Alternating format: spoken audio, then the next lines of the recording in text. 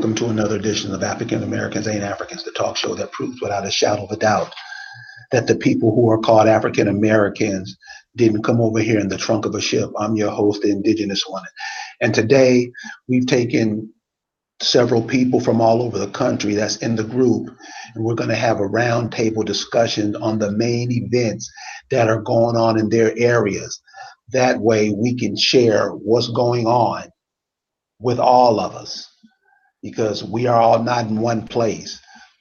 We all meet together over this social media, but in the social media, we're all understanding that the problems are everywhere all the time. There's a whole bunch of confusion going on. So joining me today is Shy Ray. Joining me today is Charlene Brown, Phoenix Moon, Nisi, Edwin Nathaniel, and myself. So we're going to go ahead and get started. Charlene, could you go ahead and take the lead? Hello, everybody. Hey now, Malito. Halito. Well, Halito. I just pretty much wanted to, um, we thought about having a roundtable discussion about events and about topics and everything that uh, is going around in our communities. And, I'm still on the thievery or the theft of our information that we post in different groups and everything. And how do you guys feel about the Indigenous brothers, and I would say Amerindian brothers who are part of uh, different Masonic groups, stealing our information and making our information fit uh, patriarchal, nomadic men from the desert, aka Moors. Our information that we're sharing is a heritage cultural information that we are sharing. And I just cannot understand how you can link up uh, uh, uh, people following their heritage to foreign men. If you guys want to chime in. Well, first of all, they're unable to do that. Still in America, the nationality is always going to be established through the mother. So even the immigrants, as they enter, their nationality is established through their mother when they come to the United States and participate in any sort of commerce and residency that they take up here regarding whatever visa or treaty with their prospective nations. So the Moors have yet to establish any type of genealogy, any attachments to any of these places. Um, Certainly, they don't have any ties to Morocco, and that would also include Germany. It should include Europe. It should include the Highlanders and people of Scotland and Ireland and whatnot. Spanish names, they would have different type of last names, and it certainly wouldn't be the Bays and the L's and anything of that nature. So they have their vassalage and their allegiances to whatever it is that they have their allegiances to. Certainly, they don't have the stake in America that they claim, that they profess.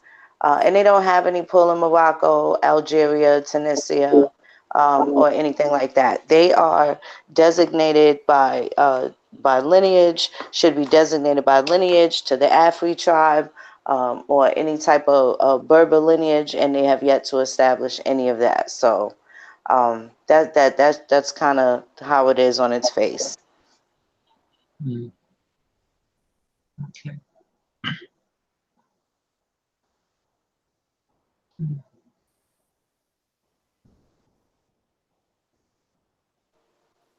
Yeah, I wouldn't even consider whatever it is that they think that they are taking, for their benefit, it's never going to come out in the end. It's never going to pan out for them. Yes, but here we're talking about unsuspected people. We're talking about people who are hearing this information again. Like I said, I find very few people who have not heard that their great grandmamas were Indians or had Indian in them.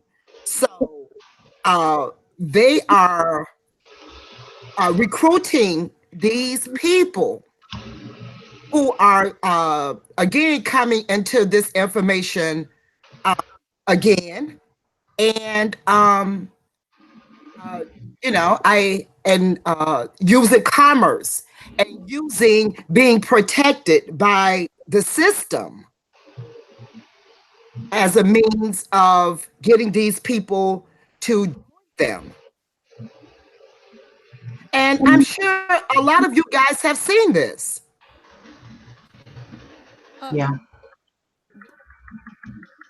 you know what? Can y'all hear me? Can you talk up a little bit? Barely. Okay, hold on 1 second. They can barely hear you. Is it any better? Yes, much. Okay. I think what happens is this is called co-oping, and we've seen this a lot. But because things have changed, I mean, people gonna have to step up with their truth, whether they like it or not. And so they can take our information and tweak it because that's what they've been doing all along. But it's not gonna work out in the end for them because everybody gonna have to be real clear about who they are, and they're gonna need to be able to show and prove who they are.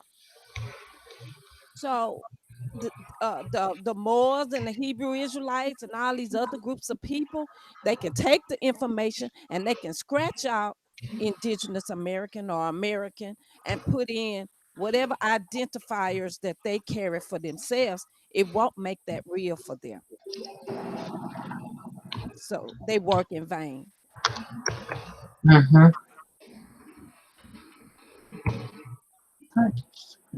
Yeah. You see, that's pretty much okay. Everybody been following the ADOS mess, right? Now they raised some interesting arguments. The arguments that basically, now I would stick my neck out a little bit to say that they got it from up out of our group because we've been saying this for a while about other people riding on our coattails and getting the benefits that supposedly be for us. But what they're doing is basically trying to diffuse our people claiming their true identity to this land by changing their focus from this land to slavery and finding some kind of peace and reward in being a descendant of a slave. That's not going to work either because there's no recourse, there's no redress for the slavery that way because the masses of our people were never slaves. And if they Right. did their family trees and talk to their elders, they would know this. But our people often make the same mistake they made in the past.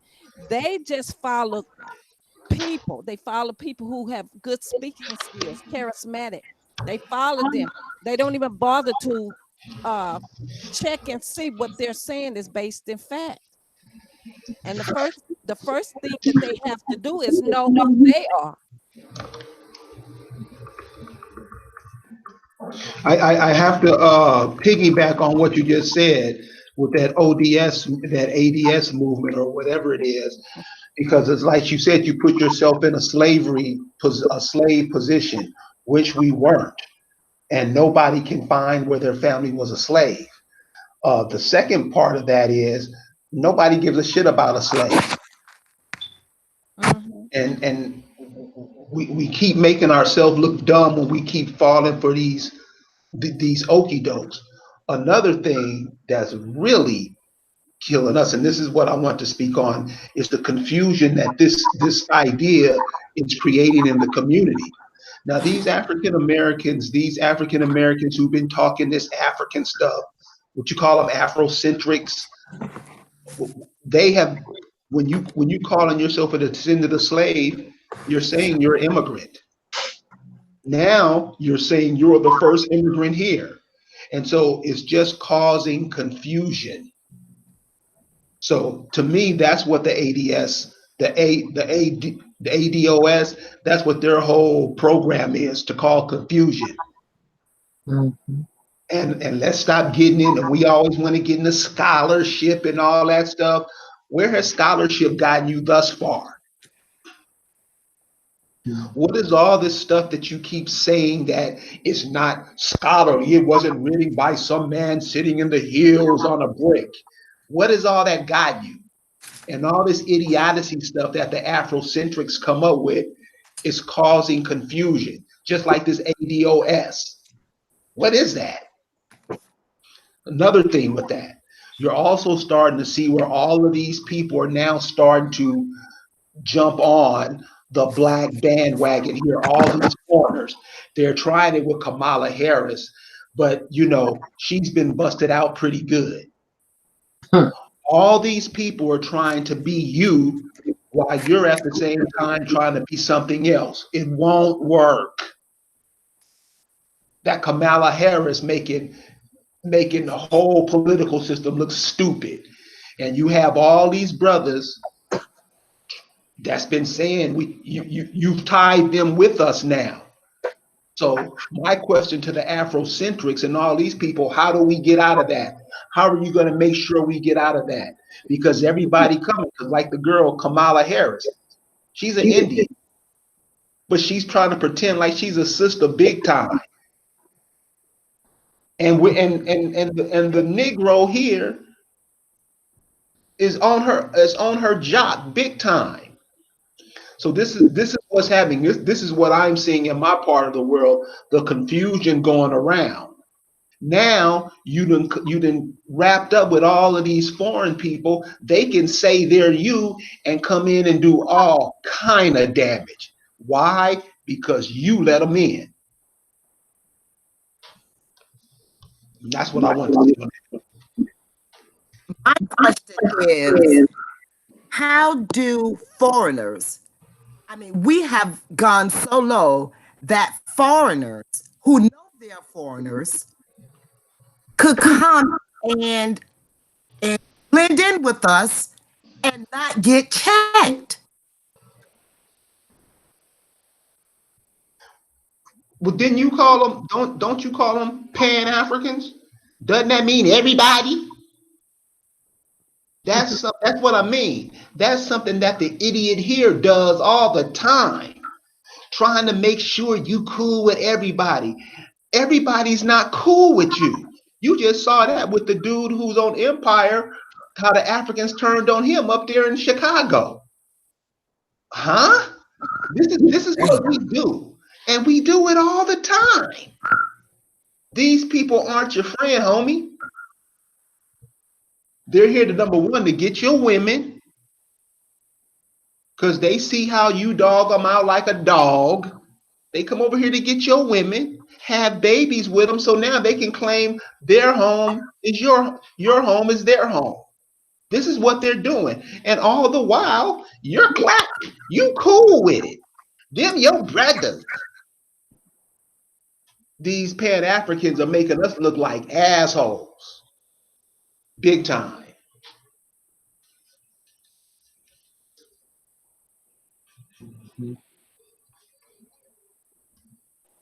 Yeah, they have the ADOS. I think that they have just taken maybe the one or two things that they have, the tangible evidence that they may have of their family's enslavement.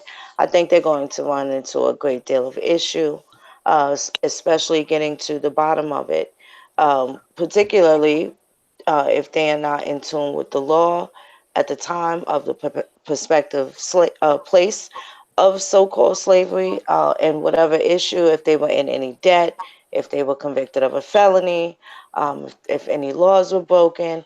It's so many different factors. If they were kidnapped, if they were indentured, there's so many different factors that they are going to have to thoroughly investigate if that is going to be their claim.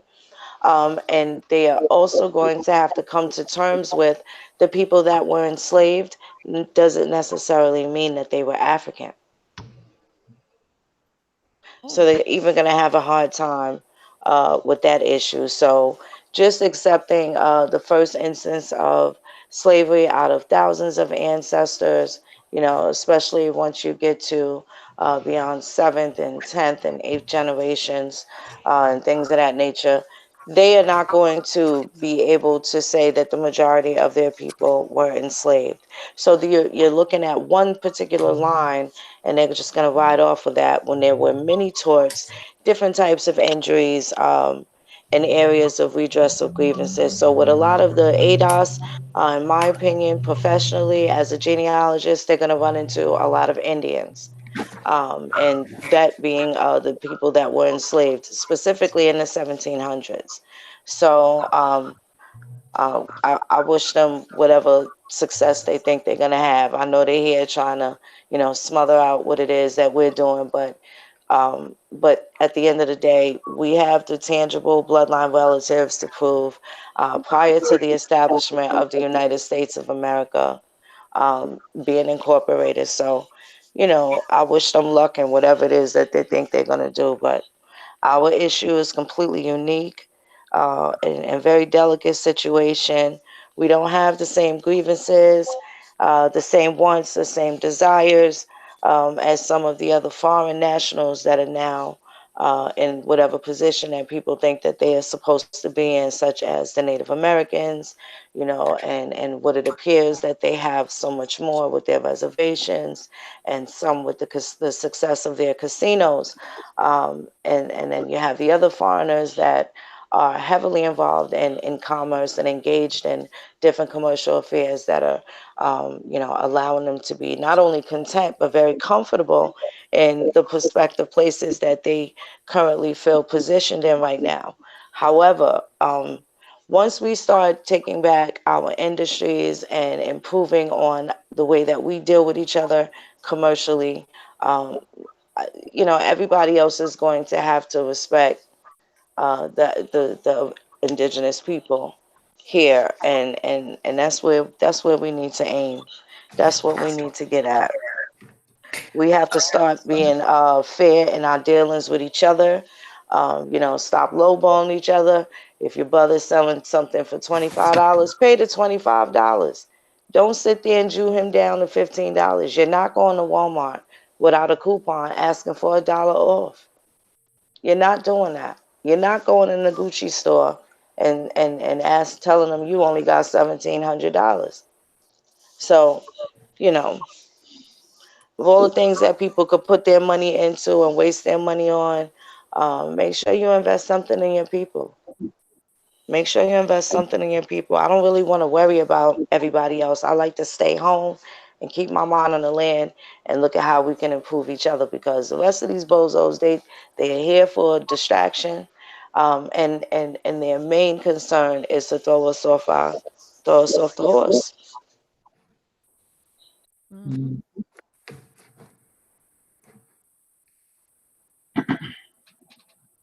My thing with the ADO is I think in a strange sort of way, they didn't think it through, and all the effort that they're trying to put into this so-called movement, it's going to help another group of people. It's going to help foreigners. They didn't think about that, because when you understand the slavery that went on in this country, it included some other people. They just, in this modern time, they love to put a black face on slavery. But Agreed.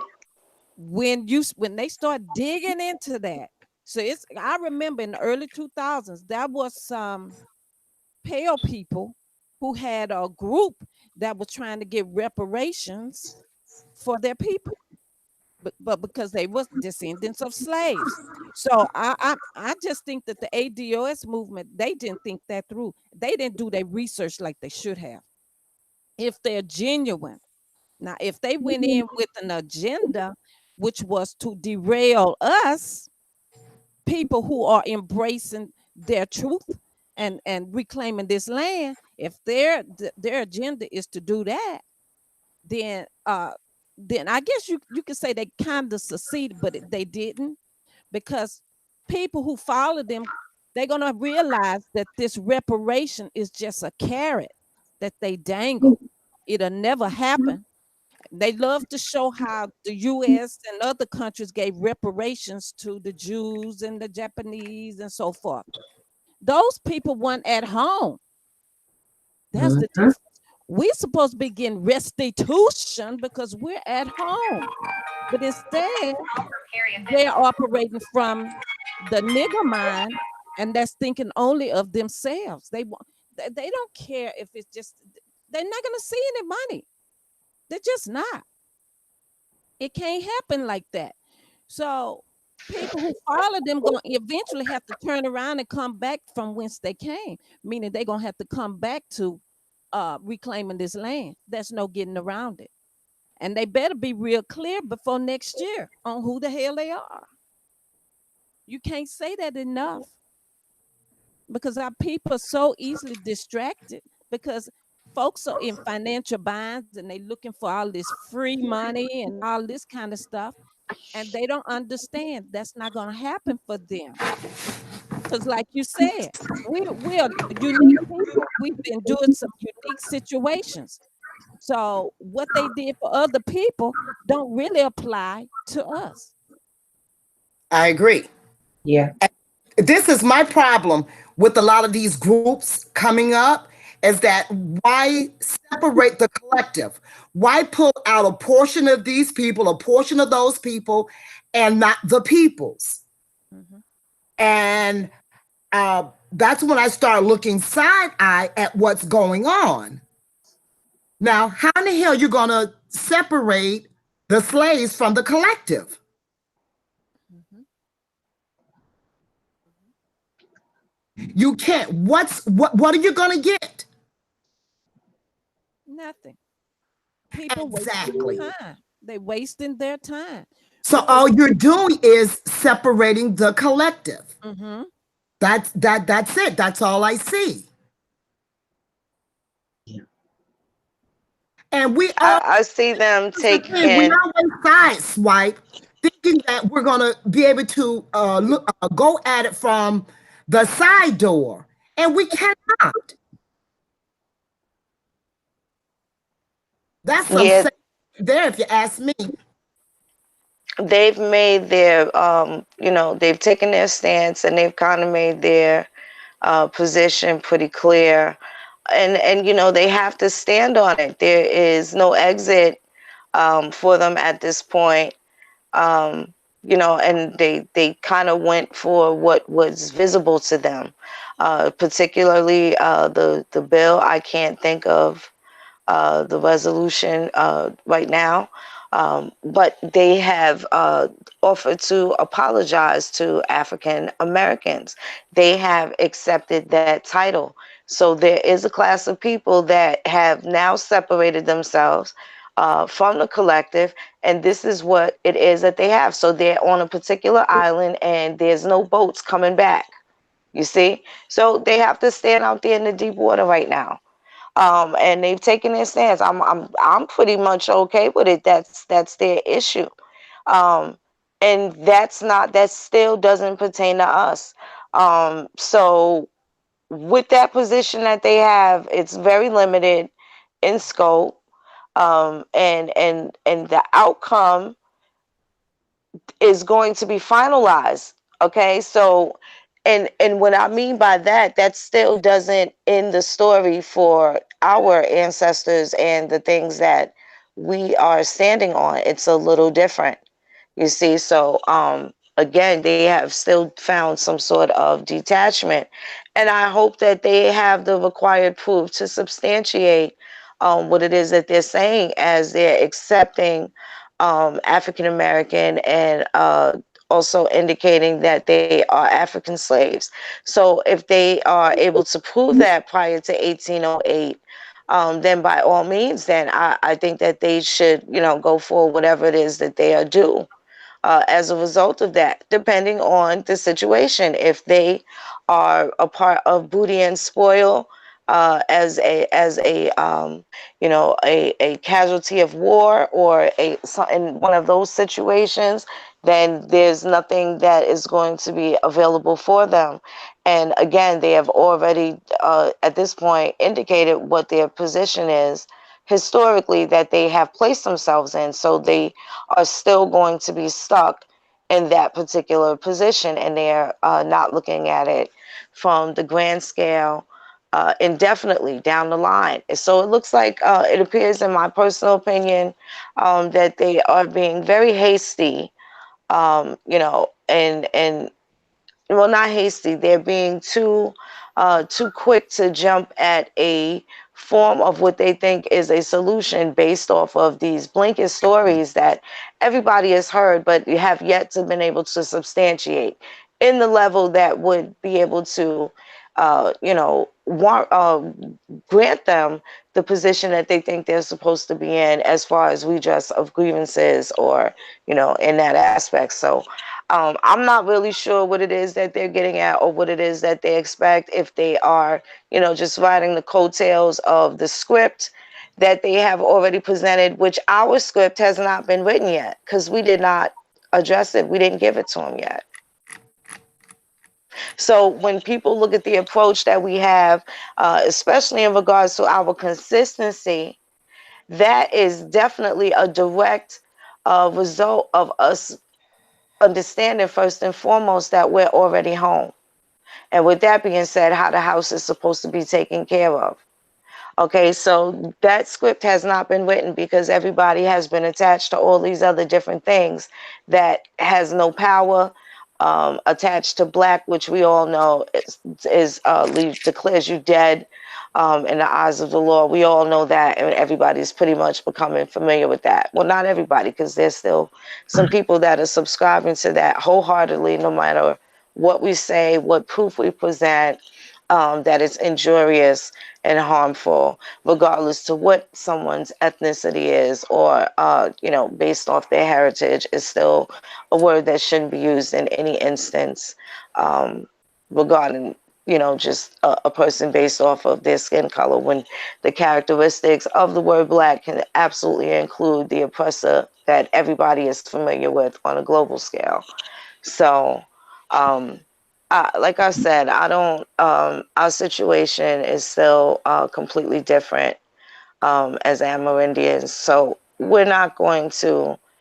I personally am not going to give too much issue to what the rest of them are doing, as long as I'm concerned with us cleaning up our house. The rest of them can do what they want. We can get back to them.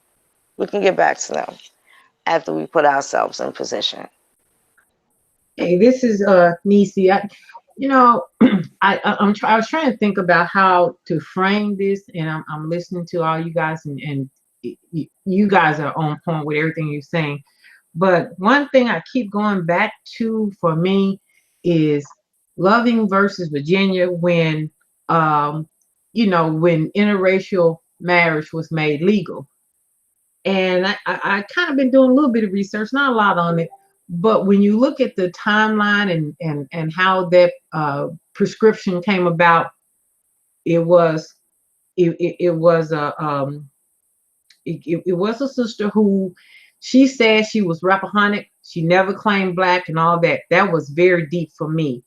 Then this pale person, he was as cracker as cracker could be, but that's who she married, had her kids by. Then as it went forward, because I think this was 64 or 65, it was one of those, something like that. They put him in jail and all that stuff.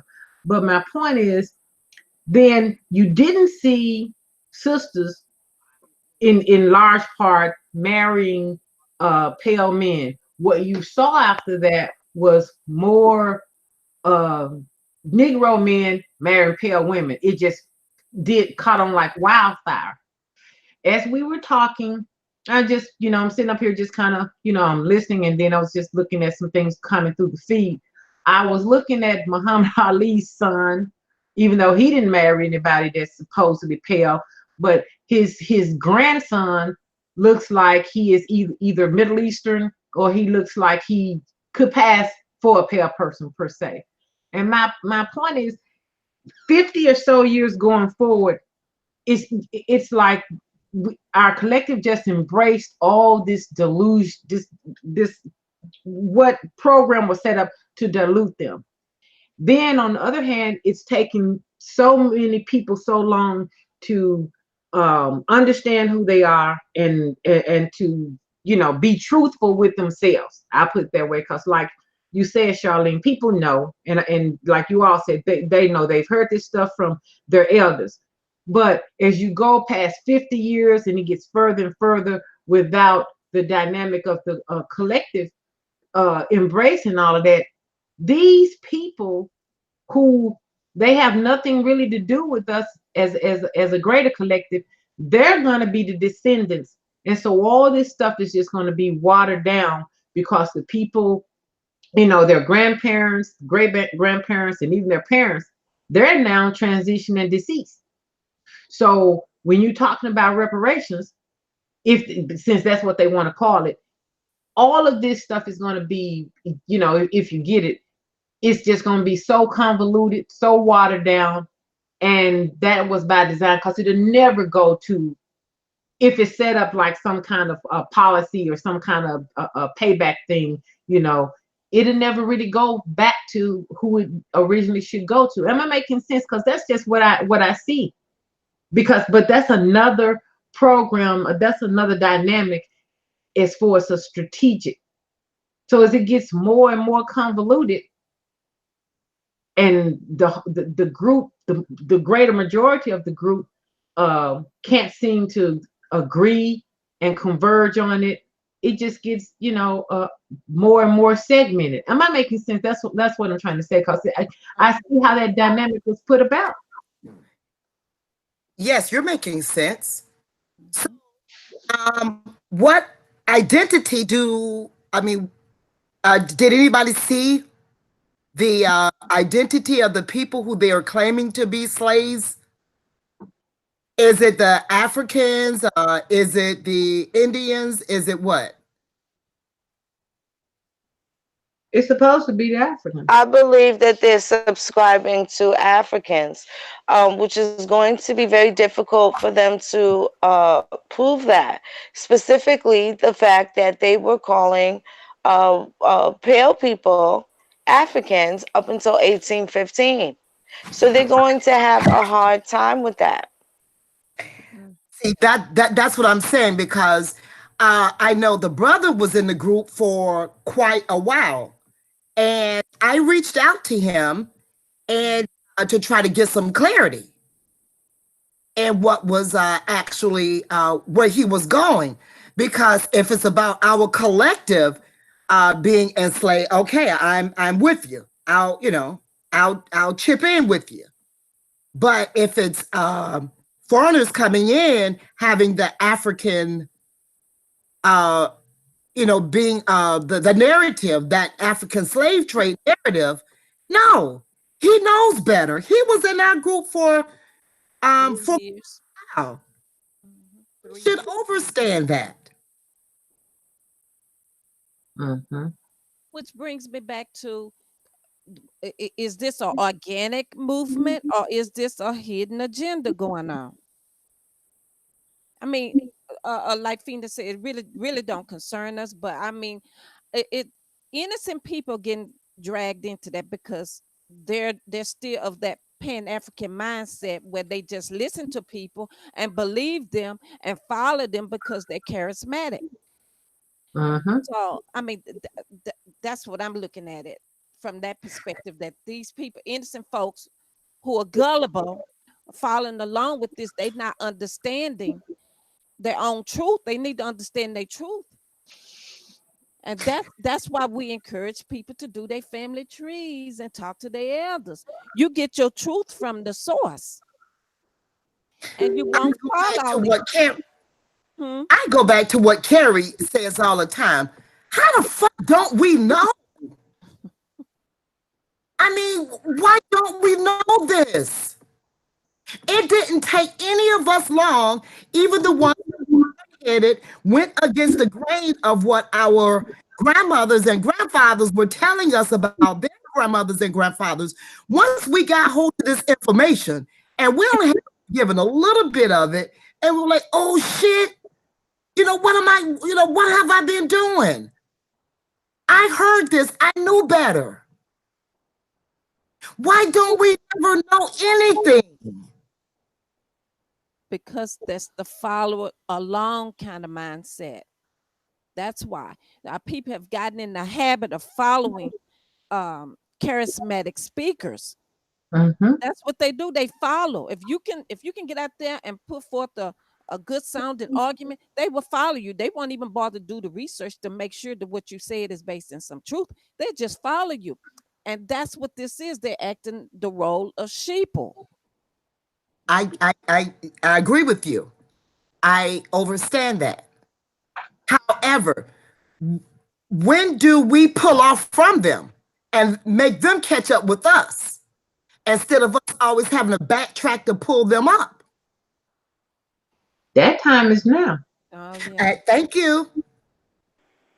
That, but then it became, when you look back and you do, just, you don't even have to do that much. Just looking back at who people choose to follow. They follow Garvey. You got the Garveyites. You got this.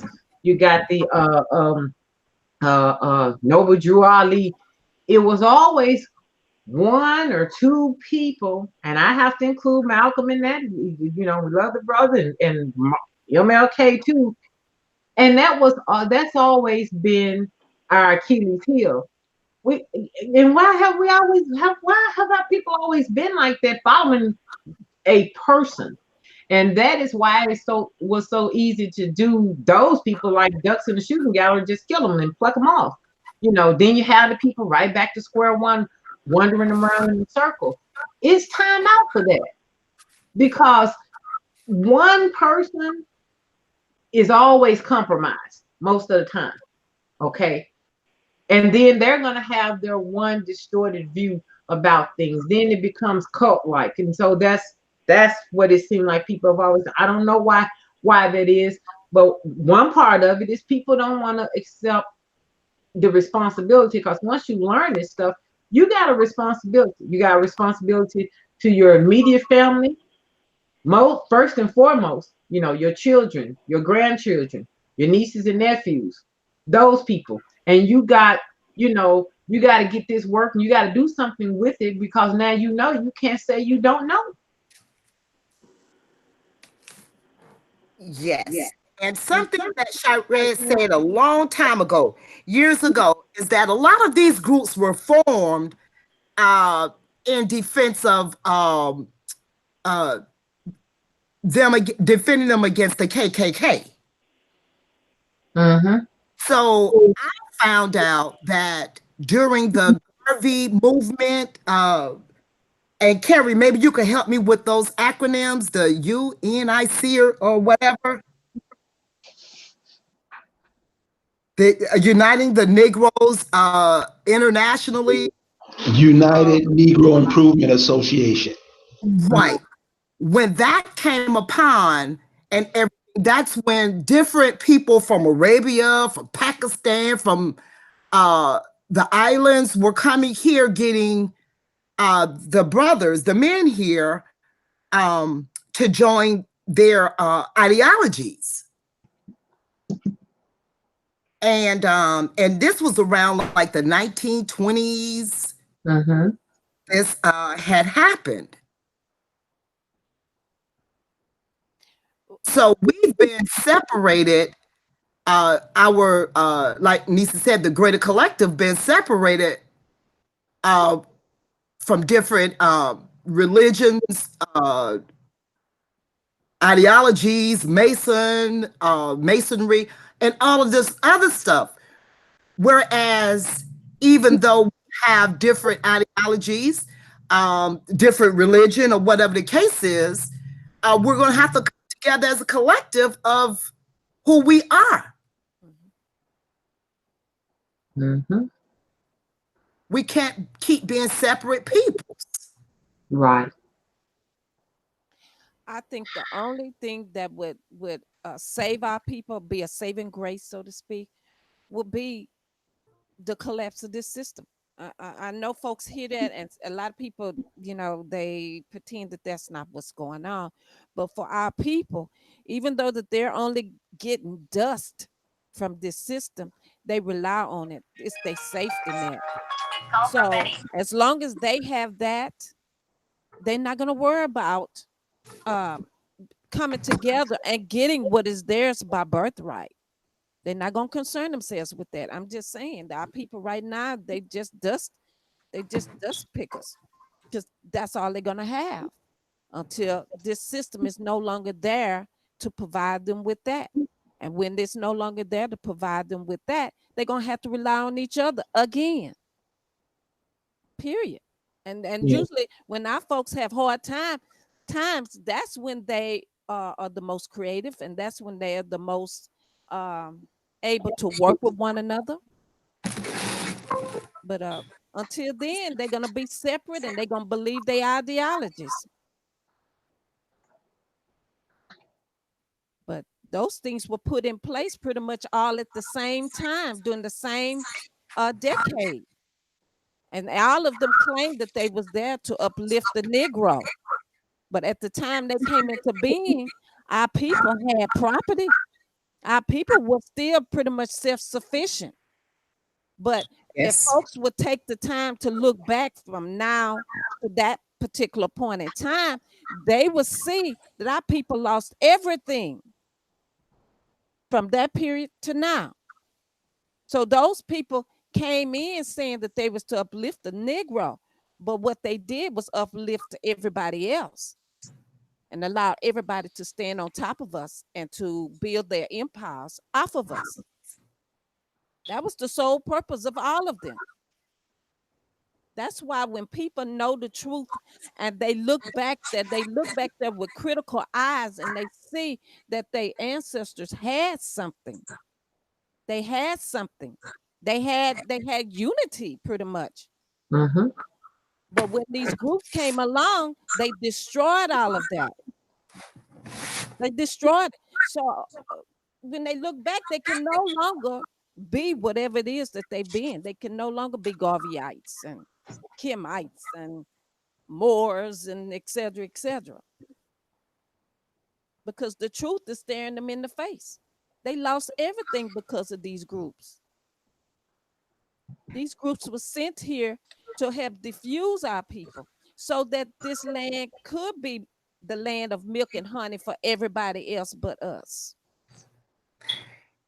Yes. Isn't it funny how when people do their genealogy, they're claiming to be from Africans or whatever the case is, and in 1800, 1820 census, they grandmother and grandfathers had farms and owned their own farms and stuff, Mhm, and were classified as farmers.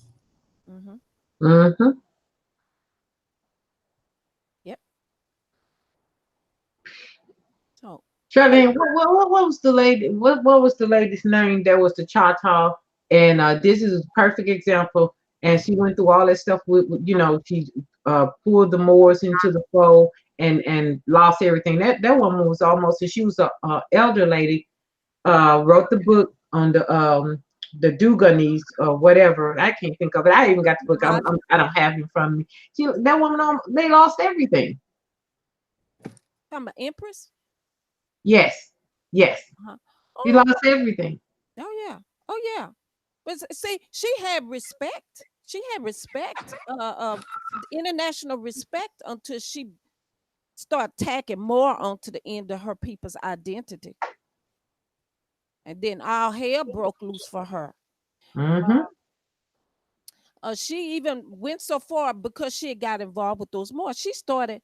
She called the Republic of Texas her child, her children, and they would on their website. It used to be like a joke about her embracing them as her children. So her Mm. days were numbered when she got involved with the Moors. She started taking their identity on to her people. She's not the only one. There have been there was somebody else who had a pretty good claim. Now this is what I was told that and I'm not going to mention their name, but they had their family had a pretty good claim.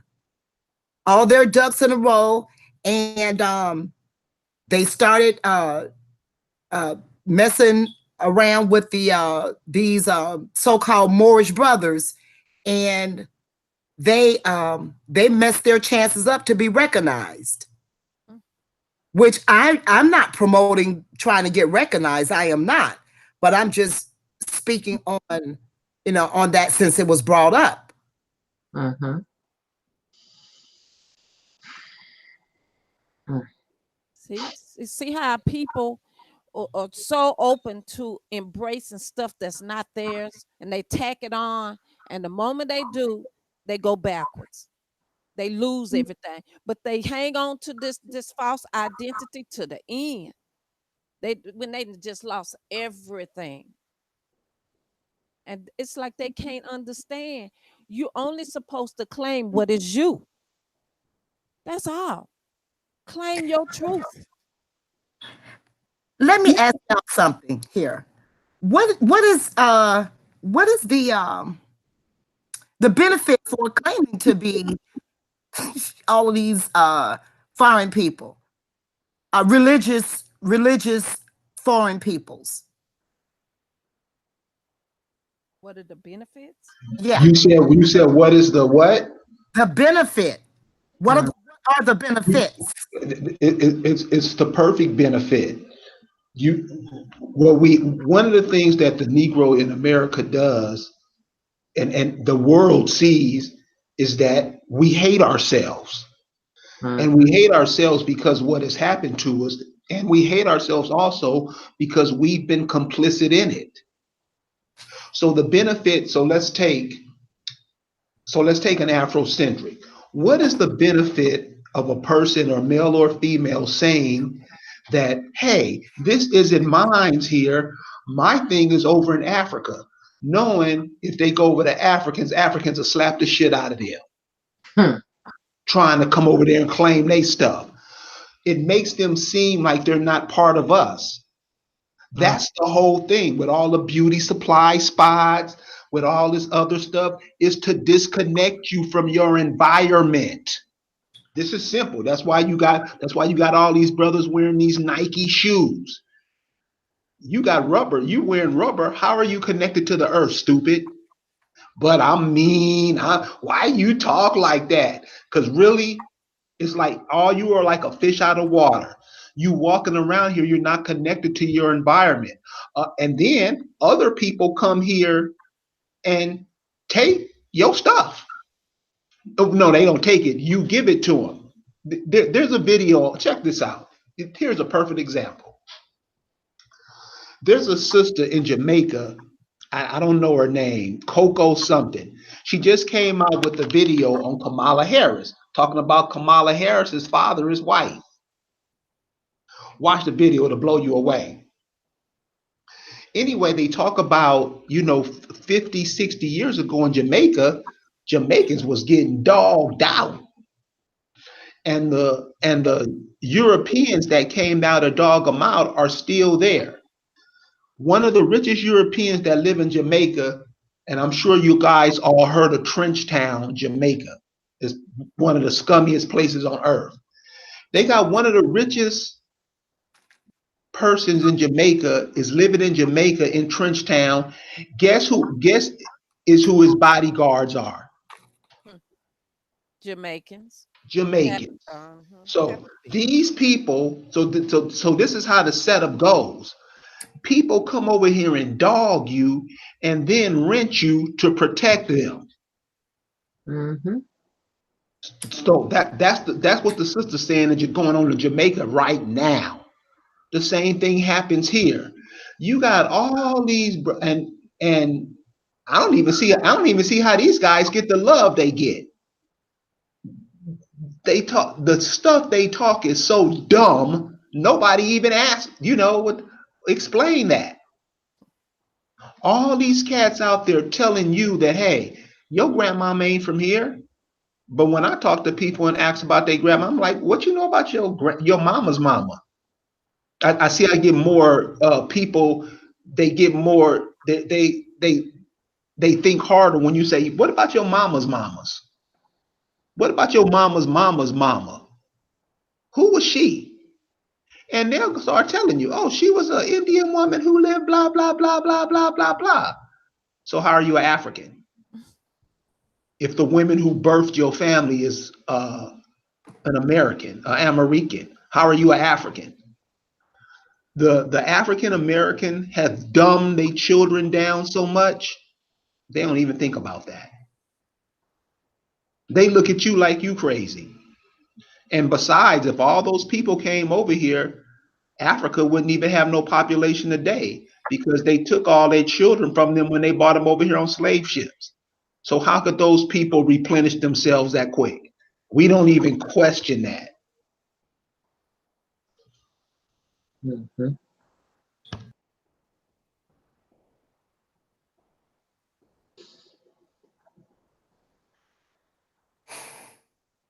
It just again, if a person can come over and they are charismatic in how they present their information, they can sell a bridge over and over and over. So our people are in that state of mind. That's where they at. They believe all of these sales pitches because that's what all these ideologies are.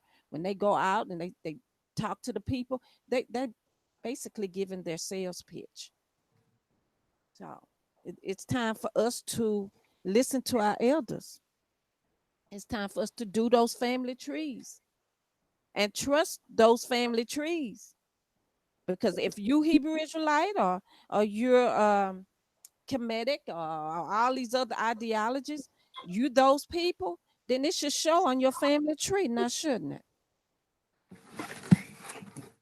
What's going to show is that their family were farmers who Mm. owned their own farms.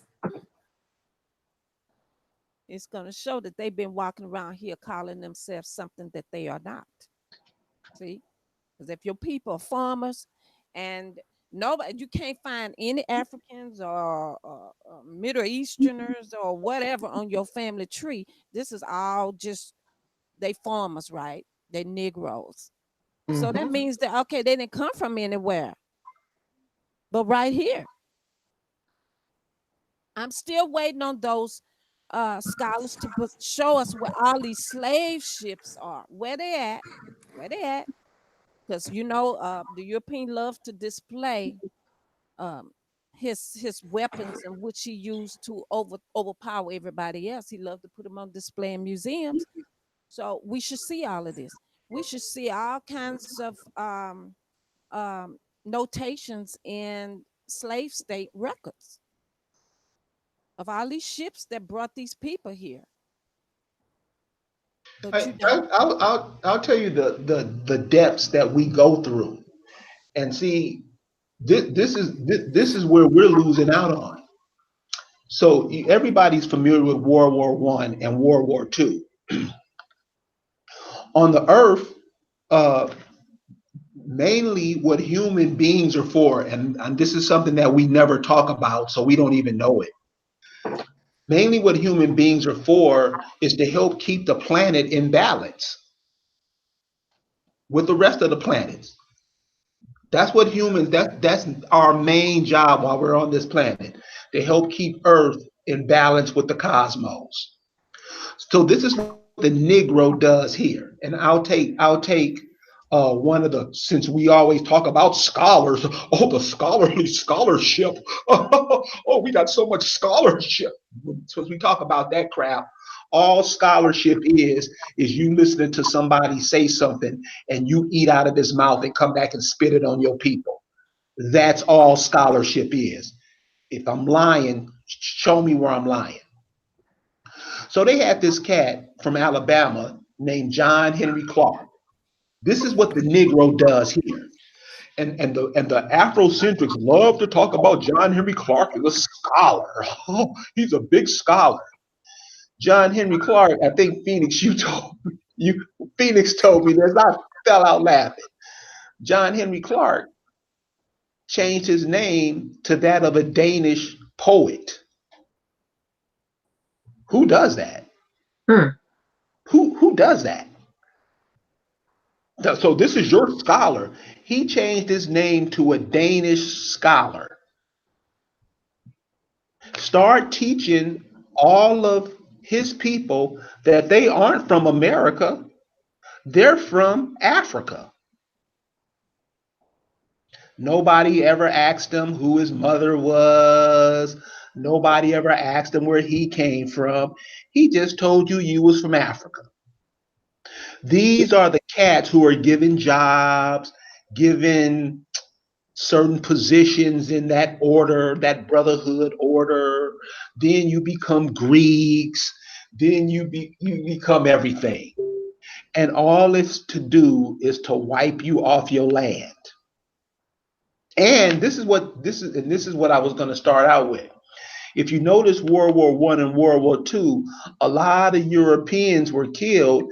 They were killed because they had to give up something for all the lives they've taken over the years, all over the world. So they couldn't keep going on like they go today unless they sacrificed a lot of their people. That's what World War One and World War Two is about. If you're looking at it in a natural way, you'll see that's how it is. So what they came up with is simple. Hey, we can't do that no more. Let's let them do it to themselves. We won't have to kill them because the karmic debt will come back on us. Let's not do that. Let them do it to themselves. That way the karmic balance comes back on them. And that's exactly what we're doing now. So when John Henry Clark tells everybody, oh, that you from Africa, you're taking the attention away from here and placing it over there so those people can over there can come over and take your place over here. That's all that's happening. And the Negro here, that's what we're supposed to do. And they will brag about how they are doing it. Hmm. So that's what's happening. So a lot of times when we like, oh, they did this to us. No, cuz we did that to ourselves. Exactly. And you know what else? Based on what you just said, Katie, we keep cloaking these folks. If you take and you put a cloak around, just in your mind, cloak around, whatever. Like if you're sitting down watching TV, you're cloaking somebody with a blanket. You're helping protect them. You're helping keep them from what they should get. So when we wonder about why we keep getting the same shit that we get, because we don't get out of the way of their karma. That makes sense. It really is a smart strategy. We're the ones that got duped by it. So we continue to provide them cloak and cover. So what they got coming to them, they never get.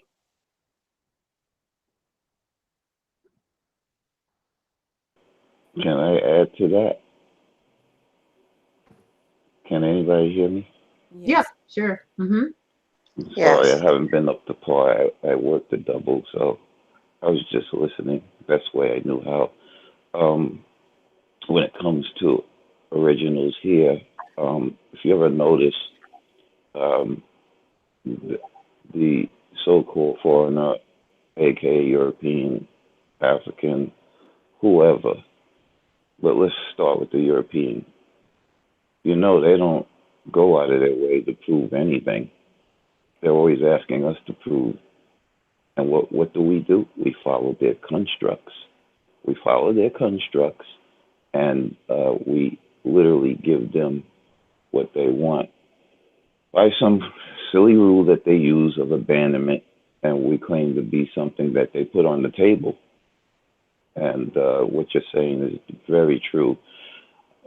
Everywhere I turn, as I watch or observe all these constructs that everybody's entertaining, all I see is crime everywhere I turn.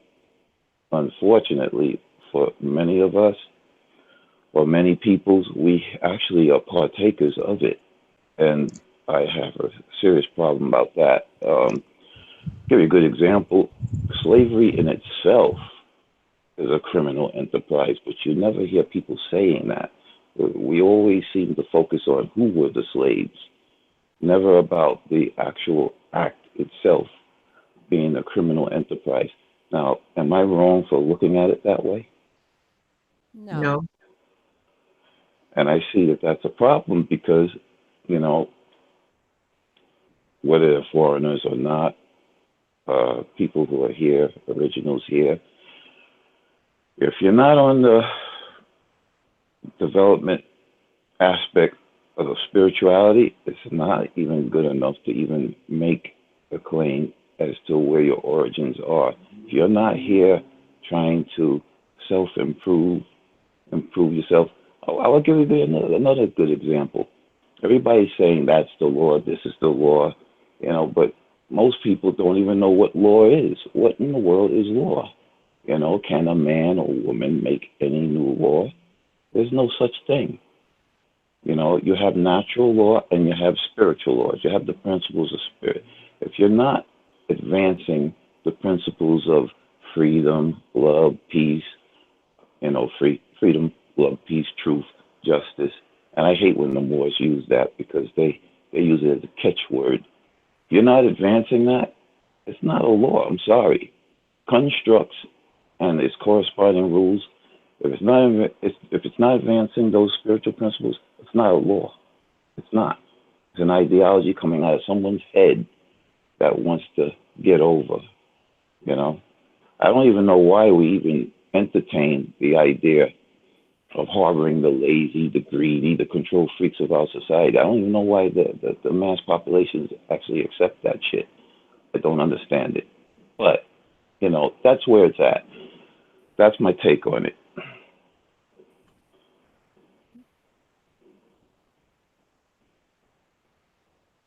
I get it. I get it. I totally understand.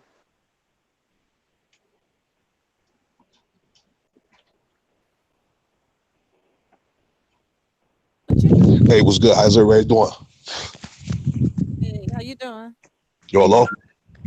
Alicia. Yeah, what's good? This time off Tony right here. What's good, Phoenix? What's good, Charlene? What's good, Evan? Halito. Yeah, Mr. Davis. We got Rick Moon on here too. Shot Ray's on here. What's good? How's everybody doing? Oh, just good. Just good. Everything Yeah, so healthy. that's good. Yeah, so I've been listening. I appreciate what y'all sharing with the people and all of that. You know, basically, as people are aware, we got these what they call skin folks, right? And they are complicit internationally. You know what I'm saying? It's an elaborate conspiracy to get us to deprive our people of our rights. As everyone was just saying a moment ago, you know, we got natural law. In nature, you know, there's natural rights involved with nature. You know what I'm saying? The sun has the right to come up during its hours, right? Hmm. It interacts with the moon and all of that too, right? The moon has the right it has, squirrels have the rights they have, et cetera, et cetera, et cetera. The thing is, though, people have been listening to all this mythology, all this theology, things which don't even work for the foreigners in their countries of origin. And so this is why we encourage genealogy throughout A4, is because we got to understand what our people believed in, what our people knew, what our people trusted, because it worked for us forever. They want us to stop being ourselves. I mean, there was a post this morning, one of the members shared to the group regarding breakdancing, right? So breakdancing is about to be in the Olympics and our people are not included. The French Mm-hmm. introduced breakdancing to the Olympics. How does that work? When our youth right here in America, bro, we were scorned for being creative, for dancing, doing something positive back in the day. They commercialized the situation. Even double dutch. That's Double our dutch. sport. Yeah. So we got a lot of serious issues. And when we got these ADOS people, these Pan-Africans, these Hebrews, these Moors, these Christians, whoever, right? They are taken away from the natural rights of our people and they're giving it away. The intellectual property is very, very serious. Nobody's talking about our American intellectual property. No, they're just willingly signing it over for whatever dollar amount, but meanwhile, your posterity has no inheritance. Corn is an American crop. Our people have been feeding the world with corn, as Phoenix did on her last presentation the other day, right? Yo, we should have a intellectual property stake in corn, especially when you have companies like Monsanto out here, and they are genetically modifying corn and all kinds of other crops, and that's their intellectual property because they altered the genetic composition of a natural crop. We all should have a problem with that. The identity of corn is being compromised. Not just corn, so many crops of ours, so much intellectual property of ours. These are part of our natural rights. What is ours? What's theirs is theirs. What's ours is ours, right? But what happens when you got people who are telling you you're not yourself, you're something else? Your rights go along with this other thing, which is what? Artificial? Is synthetic? And what? They who told you that that's what you are, well, they own the rights to this fictitious, artificial, synthetic entity, right? This is why we got to be focused out here. We got to be consistent with our language, etc. I don't want to talk too much, but yeah, just wanted to share that real quick. Wow, thank you.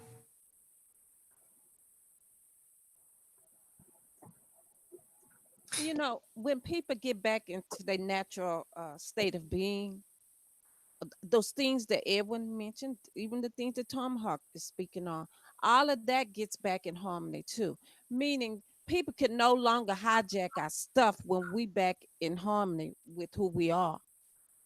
And see, that's what embracing this land means. It's deeper than just a physical thing.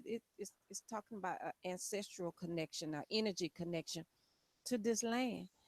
All indigenous people are merely circuits on the circuit board called nature. So when we get back in our rightful places, we're able to conduct that energy. We rise. Our whole our level, our vibrational level change.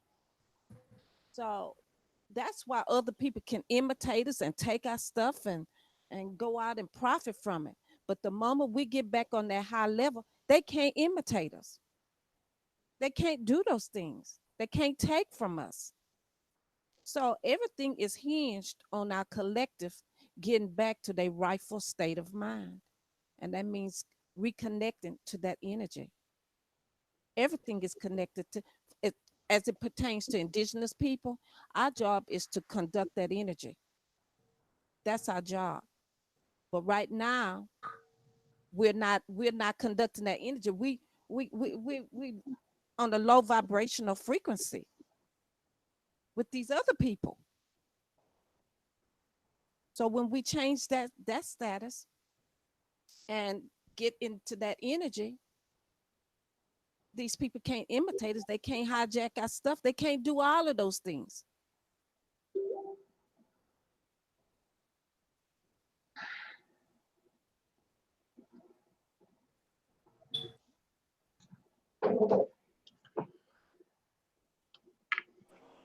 Yeah, I appreciate you saying that. Because it has been a mass hijack. Um, and this is why it's very important that our people center their attention on themselves instead of giving their attention to all these third party subject matters, things that don't matter in all reality. Everyone heard of what they call mind over matter. What is your mind on? What really matters to you? We encourage people to work together. Yo, you got people, our people, we got to keep in mind, right? Our people travel together forever throughout the Americas, right? So if we know this to be true, why is it that our people down in Louisiana, our people in Mississippi, our people in Texas, California, Illinois, New York, Jersey, Pennsylvania, Virginia, wherever, right? How come these people don't want to work together in regards to their genealogy, right? Your elders been there block for block, city for city, county for county forever. They went to the same churches together. They participated, they had the same jobs together, all kinds of things they did together forever. They farmed together. When you go back in the oldest records, you see your peoples was farming together. They distributed tasks amongst each other where it's like, okay, bet I take care of the crops and you take care of the accounting, the inventory and all of that. We got to make sure our supply is right and this, that, and the other. Make sure we're able to properly store and maintain, okay, bet you're a builder, you're good with construction and all of that. So yeah, we got to make sure everything is secure, everything's going to be healthy, ventilation, et cetera, et cetera. How people did these things together. Fast forward, what we're seeing a lot of is all these third party energy hijackings, right? What we're seeing a lot of is our people are competing against each other while having to compete against the foreigners. We've heard about quote unquote black business, but what about Indian business? What about our American Indian businesses, right? Well, it's known that our American Indian people, we maintain honor, right? We preserve our dignity, things of that nature. We provide a quality service for our people. Why? Because, yo, that's your reputation on the line. That's your honor on the line. As an Indian, you're natural. As an American, you're natural, right? Oh yeah. So we have to distance ourselves from these things that don't matter. If it's unnatural, guess what? It doesn't matter. If you're natural, yo, you got real matter, your land, your identity, etc. These things is what matters. What you do with your energy is what matters. You know, years ago, what was that, 1950 something, going into the 1960s? Here it is, you got this brief film that was sanctioned by whatever governmental agency, right? Its title is right there on YouTube, How to Sell the Negro. And they're speaking in regards to the quote unquote American Negro. This is not pertaining to the African. It's not pertaining to an African American. No, this is pertaining to the American Negro, officially known as the American Indian, whose identity is constantly being manipulated so that in the name of commerce, in regards to supporting foreign establishments and whatever interest they have, right? Well, their intent is to sell you, to dispossess you of your property, your rights, etc. We have to be mindful of these things, so therefore we can avoid these what they call pitfalls and prevent these hijacks. And continue listening. This is Nacy. I completely agree with everything that you said. Something else that I was thinking about, we as a people, we did never fall into this victim mentality until, if just looking at my timeline from what I'm coming up with, until the war on poverty. And it's very specific when we fell into this woe is me shit, and we pitiful, and we oh, and it's like that right there did caused our people to do a whole 360 as much as anything. We talk about MLK and people who are definitely getting into the awakened state and trying to understand and going back to come forward.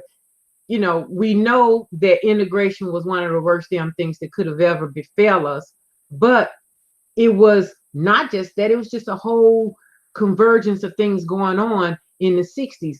And people forget,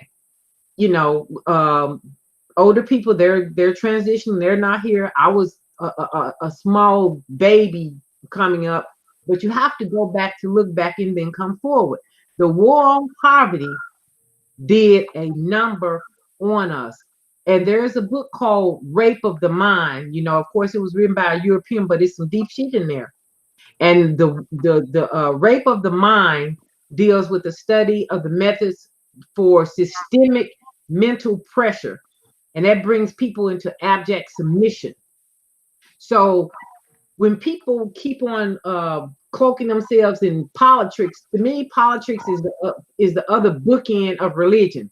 They're bookends, and our people stay in the middle of both of those. So it was a goddamn Democrat, which is Lyndon Baines Johnson, who commissioned the war on poverty. And the war on poverty brought about welfare. It sanctioned kicking men out, fathers out of their homes. You couldn't have a father in the home to get any assistance. And fast forward to this is where we are today with that woe is me. We're stuck in that, and it is an ongoing, continuing rape of the mind with people who have bought into feeling less than, pitiful, poor, and pathetic. So and the way to begin to back the car in reverse and get out of that is, like I said, in one of the threads in our group discussion, you have to ask yourself, and you have to wonder why the American Negro, aka the Amerindian Aborigine, is the constant source of discussion, debate around the whole world. And we are. Why are we the main topic in everybody's mouth? Unless we're a very special collective of people from antiquity. And we are that. And people have to know that, realize it, embrace it, accept the responsibility that comes with that, and stop feeling like, you poor, pitiful, and pathetic, and you grasping at shit that doesn't include you, has nothing to do with you. And then that further, you know, clogs your mind up with nonsense. Absolutely. Absolutely. I find that people often don't ever question the fact that other people are constantly watching them. I mean, if the other week, a Zimbabwean has said that so-called African Americans are an embarrassment to quote unquote blacks everywhere. Now, the question should be, how is that possible? We over here, we don't have nothing to do with anybody else.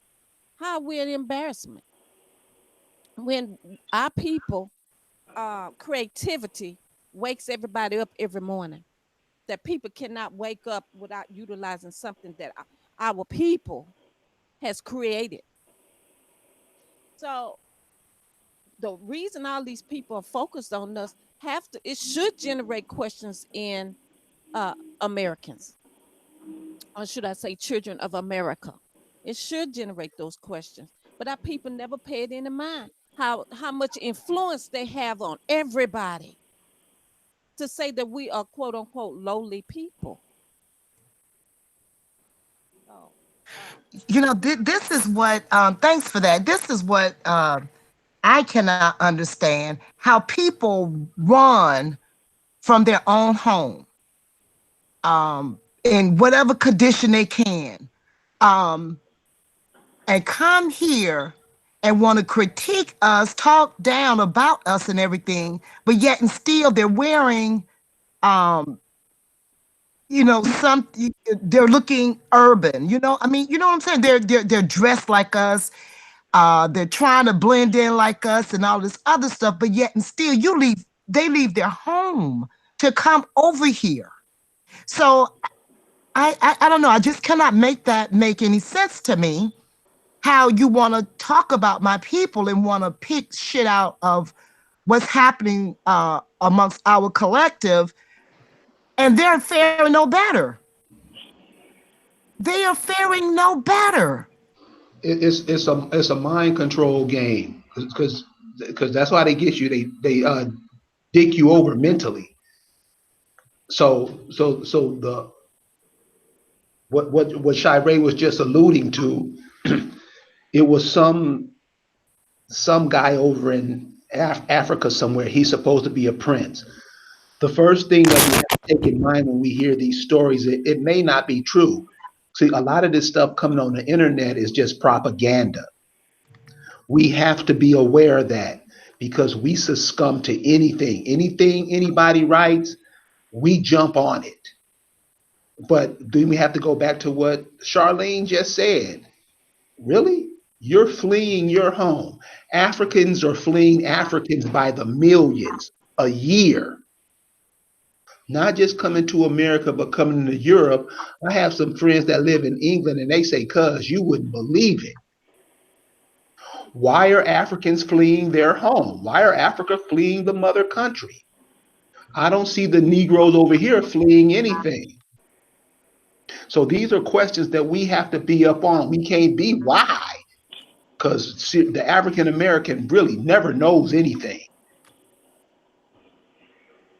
So why are these cats fleeing their home, coming over here, talking about you when their people are getting their hands and heads chopped off for diamonds over there? And it's to make you feel bad about yourself so more of their brothers and sisters can walk over here and take your inheritance. Exactly. I just want to add to what Nisi was saying. Um, when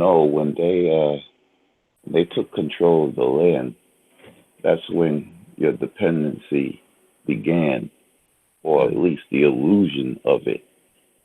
And I just have to say this, the thing about reparations, I'm sorry, that's a bribe. I'm not about that. Restitution, nothing less. Because reparations, you're just basically, you know, allowing the crime to continue. Right. Isn't that correct me if I'm wrong um with restitution? Isn't that saying that I mean if you get money for reparations, I'm sorry, for reparations, aren't you being bought off your land? I mean, help with that somebody because I'm not quite sure. Uh, With reparations. I'm pretty sure they're gonna have strings attached to reparations. Okay, if they was to pay it, they would have strings attached to where people basically are selling off their inheritance to this land, meaning that once they take that little chump change, they can never lay claim to what is theirs by inheritance because they would have sold it for trinkets, or should I say for dust. Yep. You have to, I mean, people would do well because, I mean, it is what it is to take brief moments of just looking up the two words. I mean, we have a problem with logic. Some stuff is just logical. The rest of it is illogic and illogical. Restitution, these are the glyphs that they use. These are the glyphs that we would have to fight them with, is the damn glyphs that they string together and give meaning to, beginning with images and put in your mind. Restitution is, by definition, is restoring the restoration of something lost or stolen to its proper owner. That's what restitution is. So it makes sense. We don't want reparations. And it's restitution is recompensation for injury or loss. They took our shit, they stole it, they injured us in the process. This is what, since everybody on here has good general knowledge about law. Nobody on here, disclaimer, is a lawyer. But this is just basic shit. When you go and you sue somebody, you are suing them for restitution. Mhm. Sometimes they kick in punitive damages because they did some aggrieved shit. Restitution is, again, the restoration of something lost or stolen to its proper owner.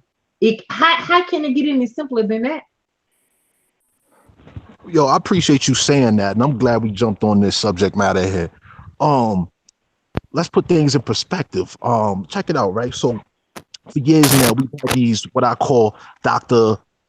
Fraud Slandersons, right? We got these people out there who been advocating, quote unquote, for reparations for many years now, right? Now, recently one of the members shared a document. It's the United, well, back then it was called the League of Nations. They introduced, or they had a series of international nations, countries, signatures in regards to the suppression of the white slave traffic. Okay. Now, for those of us that are studied, we know that the quote unquote Caucasians, the Slavs, if you will, they were black people. Okay. So now, when people are promoting reparations, and if you did your genealogy, right, you would see if your people were slaves or not slaves. Versus with the foreigners, we can see very clearly, it's not hard to find amongst the foreigners that they were literally slaves. Okay. So now with the advocacy of reparations, who will be entitled to such? Now, in addition to that, right, a slave in law has no property. A slave cannot own property. So now, in regards to reparations and restitution, if you're seeking reparations and not restitution, well, you have no property to be restored to you. So basically, this is pure propaganda, all of these years of reparations, right? Which supports the foreigners with our people co-signing this fiction, right? For one, and then for two, they're simply looking in the wrong direction. They're just attaching themselves to something which is not true. People need to know, and this is why I appreciate Phoenix for doing that. She told people, yo, prove you're a slave. Prove you're a descendant of slaves. Prove it. Mm-hmm. You're telling us that, oh, we have to prove that we're Indian. Man, hold up. No. We don't owe y'all nothing. You owe yourselves to know your truth. And these people that's lying to you, they owe you so much more. Because they're the ones out here actively deceiving you, not us. We're encouraging truth. They encourage lies. And people really got to stop lying to themselves, looking in the wrong direction, thinking that this person, this glorified speaker who went to Toastmaster classes, he got a certificate in public speaking, right? This person's the person to listen to before your own people? That's ridiculous.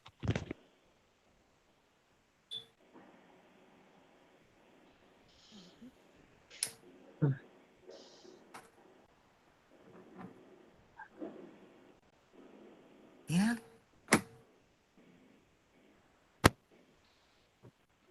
We got a lot of work to do.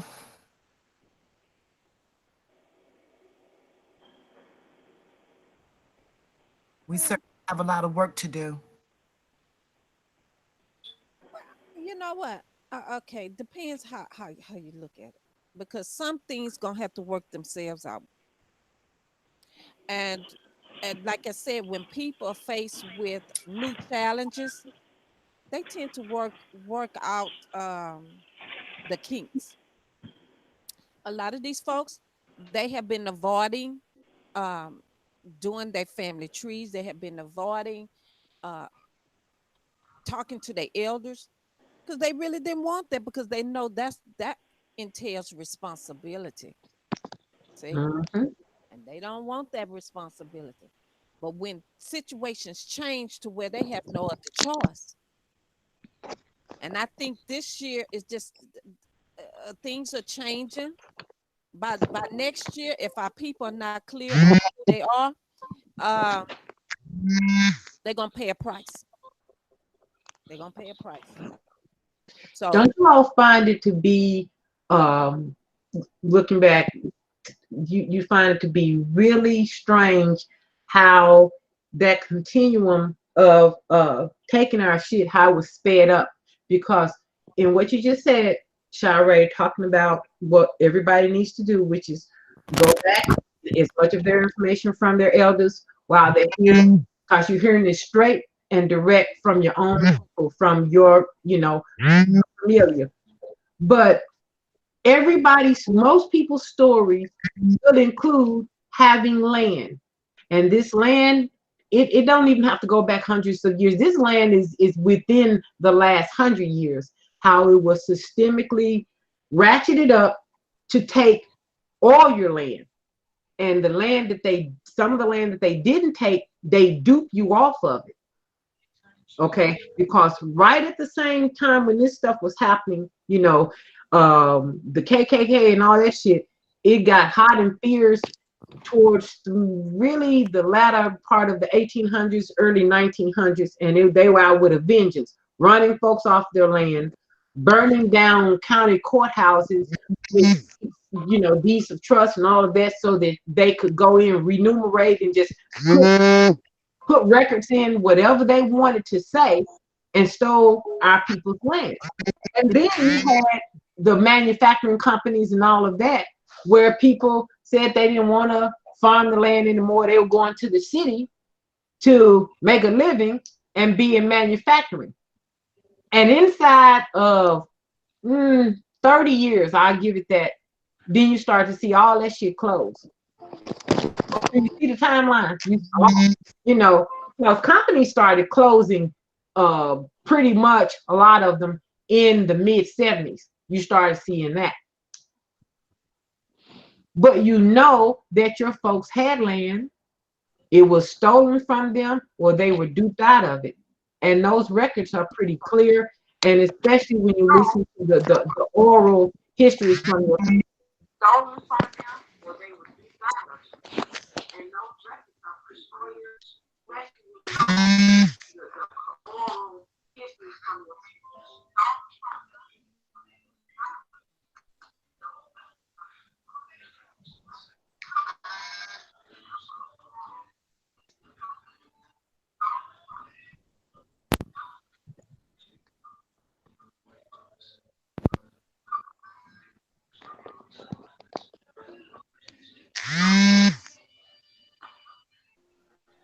Well, I want to thank you guys for this panel and for having me out this morning, this afternoon. I do have some things I have to attend to, but I enjoyed this conversation, and I'll see you guys around. Chipisa la chique, beloveds. take care, beloved. Konnichiwa. Akichiwa. They're unable still in America. Yeah, I one of the things that that is so interesting that you guys were talking about. Now, what the 2020 census is what we're gonna have to be dealing with next. Well, basically, that requires us to continue doing what we've been doing, educating the people. Yeah, And I the, agree. but on a look back office kind of thing, we need to have a strategy that we have to where we can reach out to our people differently, and also to be able to utilize the energy that is currently out there to Yes, propel.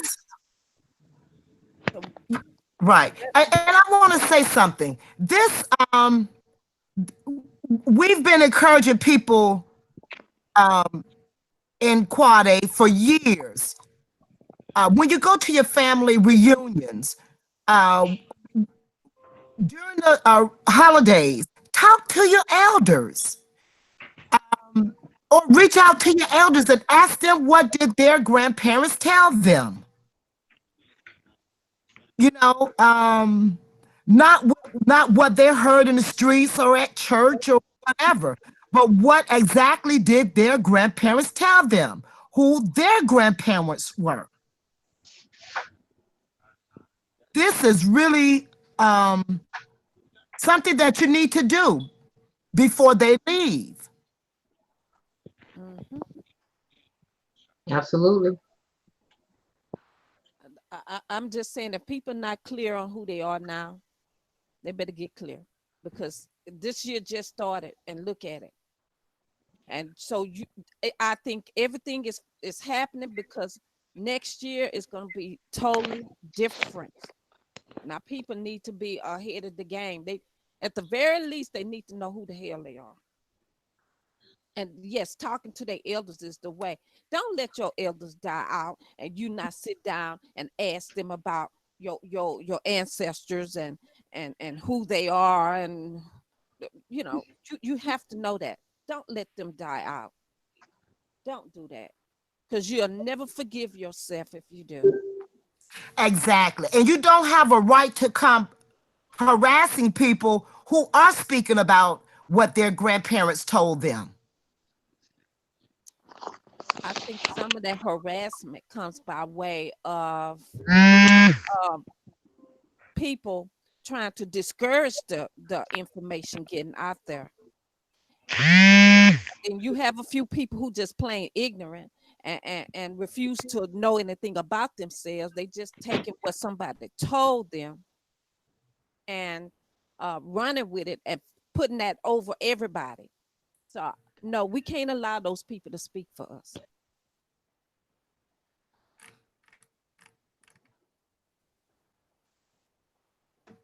Yes, I agree. Absolutely. And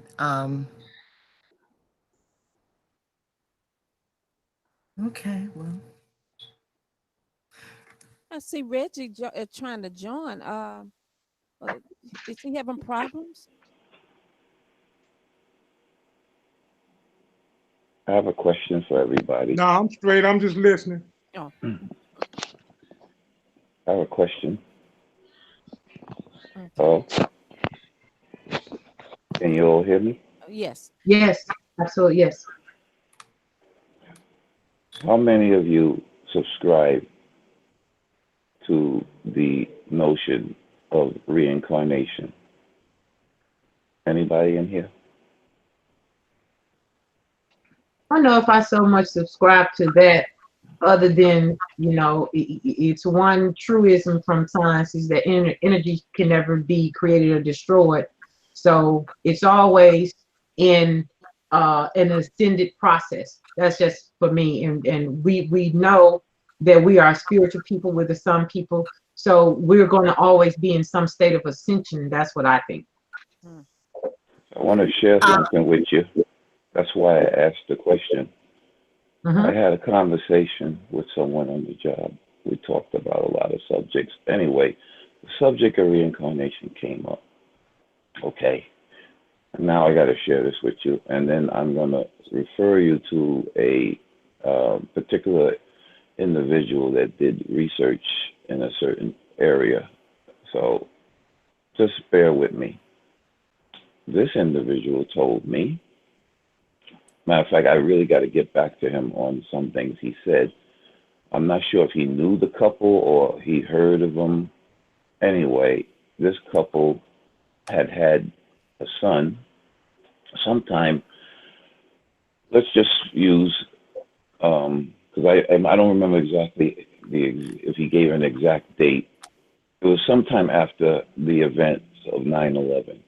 Anyway, the son that they have, not only did he display a certain level of intelligence, but in terms of, he was very intelligent. There was something different about him on how he would react to certain things. For instance, um, every time he would see an airplane or he would hear one, they noticed that he had a bad reaction to it. You know. Also, he had uh, he had something where he had a problem with tall buildings. Tall buildings. So anyway, there was a time when they were in the area of the Wall Street area around the World Trade Center in that vicinity of New York City, and he had told his parents. Now he's little. He's about 4 years old. He said he remembers this place. Now they never took him there before. He's never been in that area before. When he got old enough, he was able to tell them that he remembers working in that area, and he gave certain details, and that made them think, to really check out what he was actually saying. Come to find out that everything that he had been saying was right on the money. It was accurate. This child or this individual had past life memories, and what's interesting about that is that there is I don't know if he's a clinical psychiatrist or whatever. I don't know if you ever heard of the individual. I might have posted it in a group once before. Dr. Ian Stevenson. He is actually he has over 1,000 cases in his research about children who have those kinds of memories. Now I have to share this with you personally. This is a personal thing of mine. Um, I do recall when I was young. My memory, believe it or not, really goes back to the crib. I've always had that memory with me. I always thought everybody had that kind of memory. But some people find it kind of bizarre. I used to remember when my mother used to change me. She used to, change my diapers and, feed me, give me the bottle. I remember that. But some people find it strange. Now, even though they find that strange, when you start talking about this subject, that's nothing by comparison. So that's the reason why I asked you. Now, I mentioned this to another individual on my job where I work. You know what he told me? He says, you know something? I'm going to tell you this. What you just told me really is really nothing by comparison. But I'm going to say this to you. I says, in actuality, it's not even an issue of whether or not it's true or if it's a belief or not. It's actually a fact that this guy actually told that to me. So that's why I brought up the subject. When you think about all these religions and how they have people in the state that they're in, where they fear, they're always in constant state of fear, that'll tell you something. Yeah. Yes, it will. It will tell you, because when you really look at it, the universe does express itself in cyclonic patterns, spheres and circles. What comes around goes around. What we call the law of cause and effect. You look on the planet, you see basically everything recycles. You see the evaporation with the clouds, and then the rain cycle. You see that. You have a circulatory system. The universe expresses itself in that way. You are part and parcel of that very universe. So it's the same way with you. That's how I look at it. I could share this. What I was told by an elder was that the children, that our ancestors believed that children were reincarnations of their elders, or, not their personal elders, but as the elders. And that's why they treated the children with so much kindness and love, because it was one of their ancestors who had came back. That's how you got to look at it. That's how I look at it. But you know what else? I feel we owe it to people or incarnates coming in to make a better world for them. That's taking responsibility. If we're not doing that, you're being irresponsible. Simple as that. Because what you do for others, you're going to be doing it for yourself. Because, and excuse the vernacular, your ass is coming back here, So that's why I I agree with what you just said, Charles. Yeah, Joe 47 in the chat said old souls. And I could tell you, if you all, I've met some babies who are so advanced that I believe they are old souls. There you And go. I've met some people in my journey who are old souls. Mm-hmm. And Nisi, you're one of them. You have an old spirit.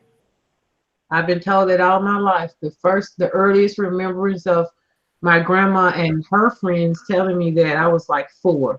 So I've been told that all my life, and I don't discuss it with too many people unless you're really close, but I don't mind saying it. I have a clairvoyance about things. If something comes to me too much and it's like it's not always clear, you can bet it's going to happen. If I tell you something about something that I see around you, my family will be the first to tell, oh God, yes. So, and when I was younger, it used to scare the bejesus out of me because I didn't know what it was. And I would try to keep my mind clear and not think about stuff, but I wouldn't be thinking about anything about a particular person or whatever. And then I can read people. I'm very lucid with being able to to read people. But more people have these gifts because they, it's nothing that I did. They're given to you. More people have these gifts than they know, but they don't want to open their portals up to the understanding. And you have to do that. And if you continue to quiet and silence it, then yeah, it dulls and you're not in tune with it. So,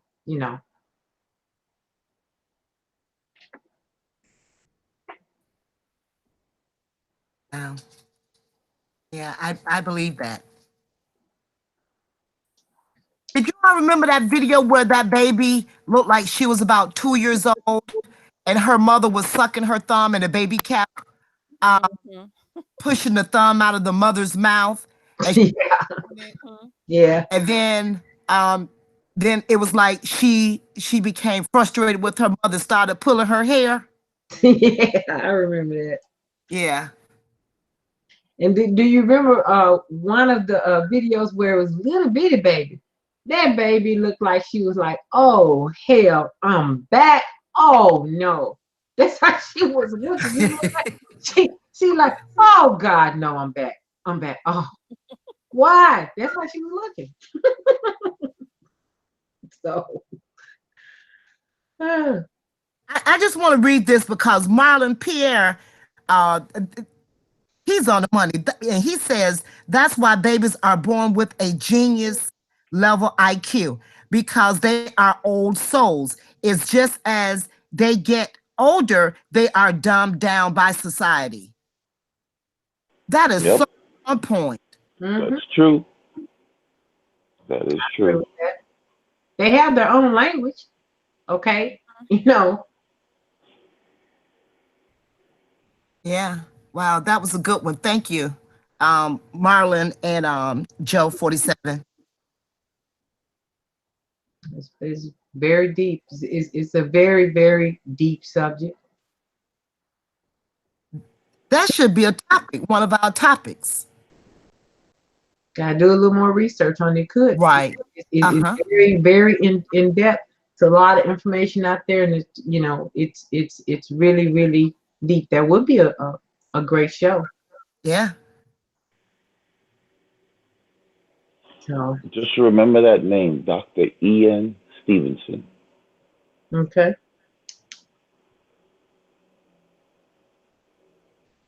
Yeah. So, any other questions? Well, I just wanted to tell people to get involved, be open, be vocal. Each one teach one. We need more of that in the group. But what you get out of the group in terms of it being a conduit uh, for knowledge-based information and just we have fun in the group and stuff because I'm one of those jokester kind of people. But take this stuff and incorporate it with your family discussions.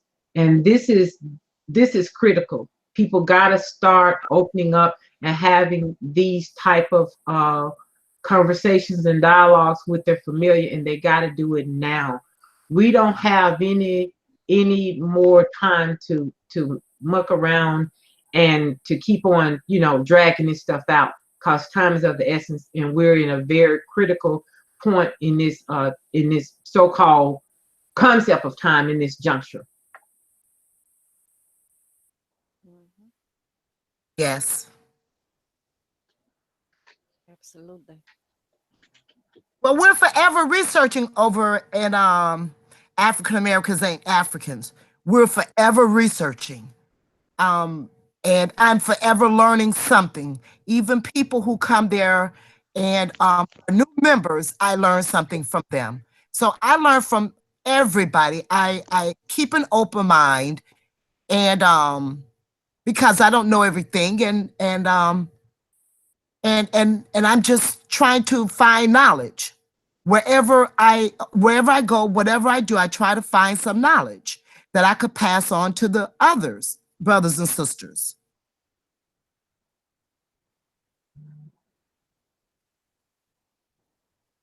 So it's continuous knowledge in that group. Absolutely.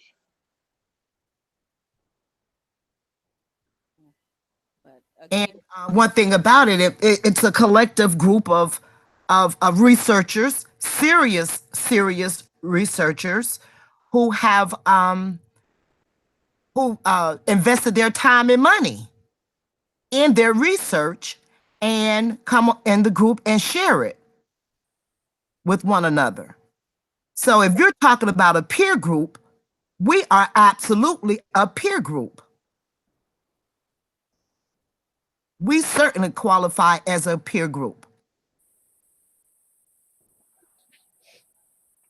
I hope one other thing I hope is we go forward with some of the things that we're passionate in terms of this mission about, that we can get people to participate in it in terms of virtual classes, um, conference calls that we may set up, and some of this stuff we will have to have maybe a limit to it, and so that will prompt people to be excited about it and to be among the people who get on board with it. So that's a way for people to make their voices known, as we go forward and continue with this work.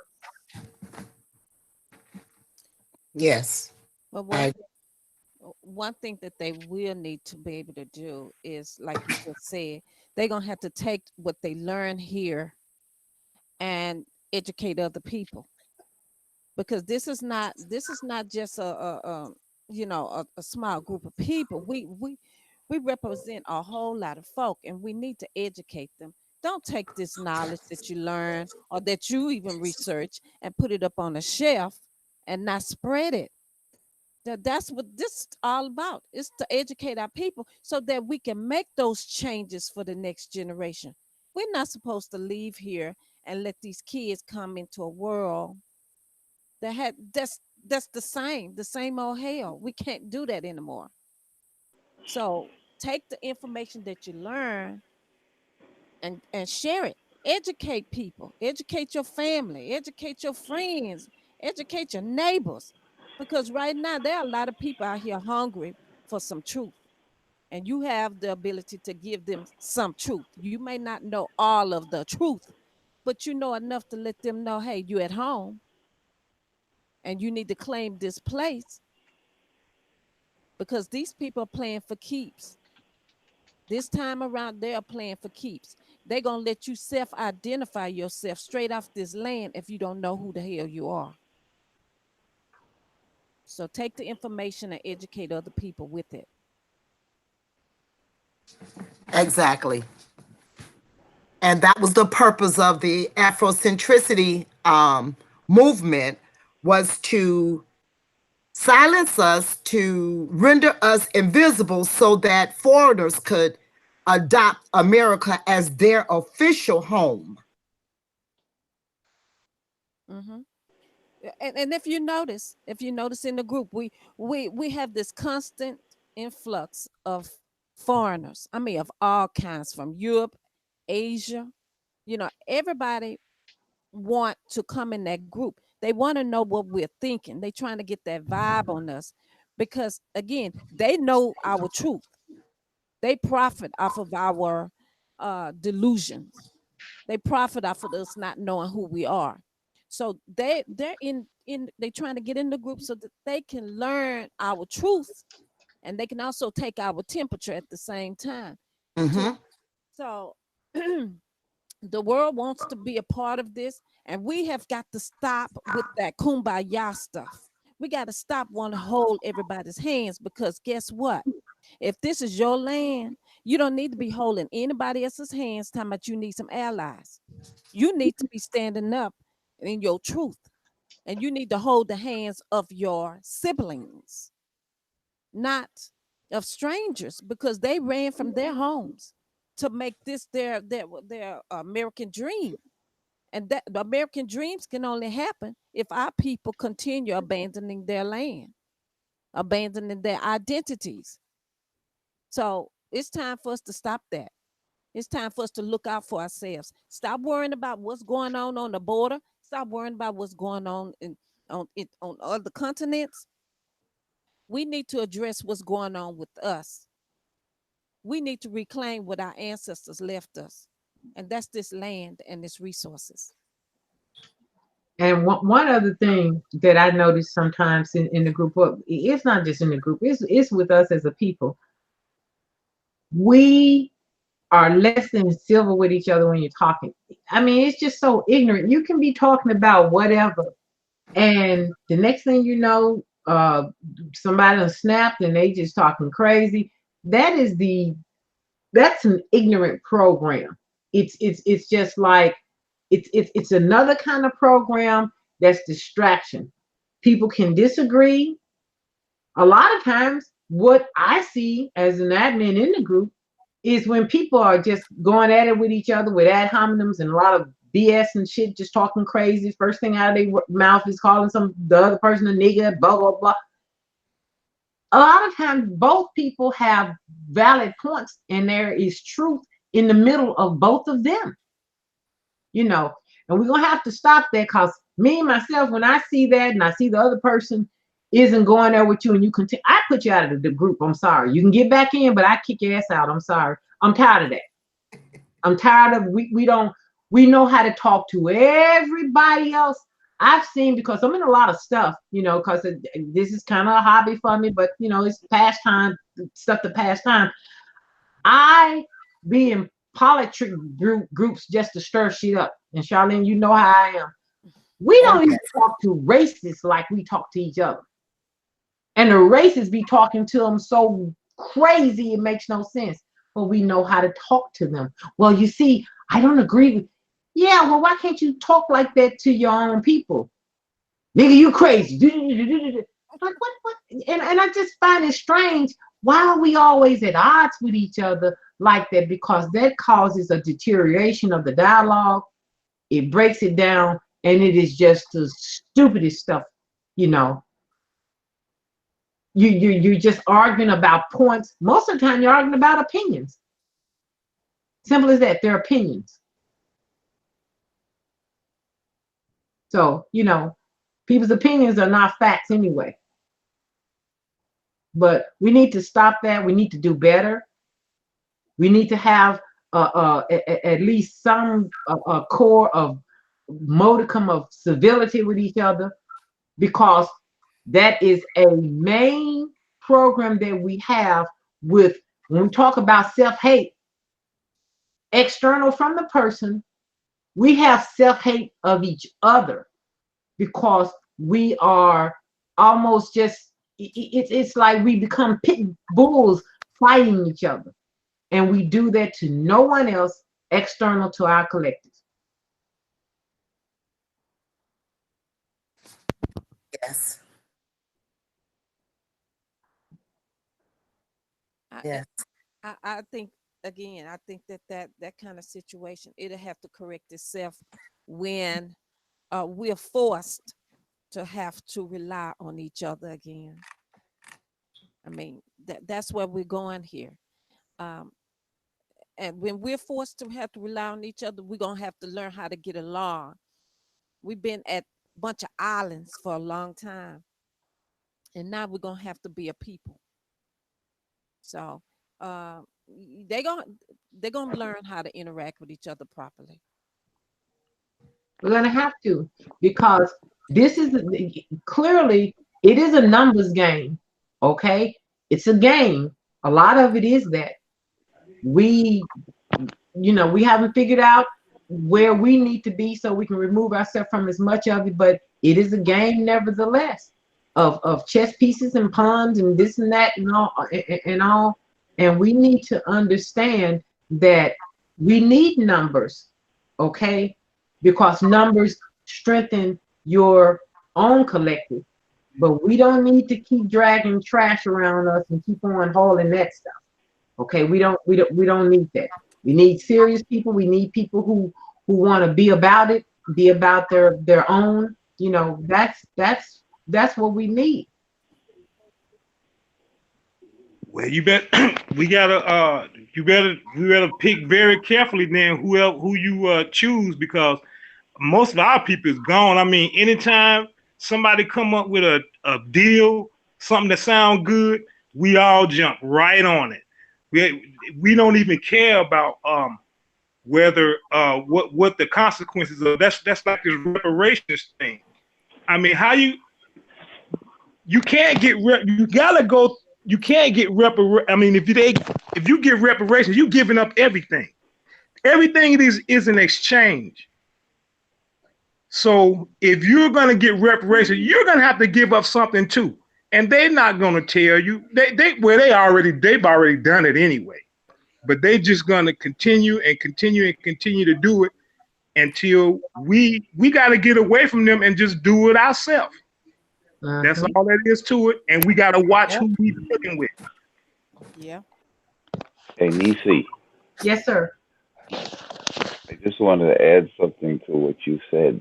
Do you remember somebody posted it in the group? Maybe it was you. The one where it showed the German Shepherd, the dog jumping at a bird that was in the air. He Yeah. was jumping right off a cliff. Yeah, that was me. Yeah. Yeah. I was going to read it again. It says the jails and cemeteries are full of people who've acted out in anger against other people. Don't get baited and lured into unnecessary confrontations. If you're not defending your life or your family's life, let that dumb shit go. Exactly. If they cut you off in traffic, let it go. If they call you out of your name, let it go. Your ego can get you in trouble. Don't end up like the wolf in this picture. Remember, you're winning right now, so keep on winning. That's exactly right. To me, that's the perfect meme, and what you read that accompanies is the perfect summation. And the other thing is just, you have so many people, I got me in mind, I ain't worried about, I got me in mind. Yeah, that's fine. That's a given that your immediate familiar, starting with your husband, wife, spouse, significant other, whatever, and your progeny, that's the primordial unit. So that's the beginning. But you got your extended family, and then we are extended siblings of each other, and we gonna have to close ranks. And nobody runs around talking about no goddamn individualism, except as a prescript program that was given to Negroes. I don't hear nobody talking about that. Individualism is like damn cancer, okay? It's like a little cancer cell over there, one over there, one over there, and it just really eats away at the greater whole. That's how I see it.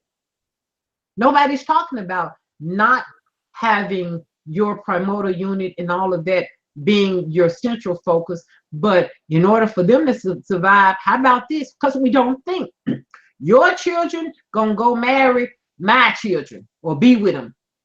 How about that? Then we become the connected to each other. It's just such stupid shit that we be saying and we don't think. I mean, we got to use your head for more than a wig rack, a hat rack, a weave rack, or whatever. It ain't just about this snapshot in time. Because we end up being connected to each other, and at the end of the day, all we really have is each other. And don't get caught up in that individualism program, because that's what it is. And nobody, I don't know any other group that mouths it like Negroes. I don't.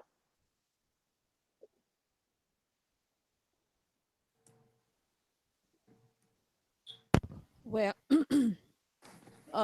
being that other people imitate us, this is also starting to affect them. When they come over here, they're busy imitating us. So I guess that's like some karmic debt there, to imitate and punish yourself. Because when you become an island, that's all you're doing. Because the strength comes in those numbers, like you said. Absolutely.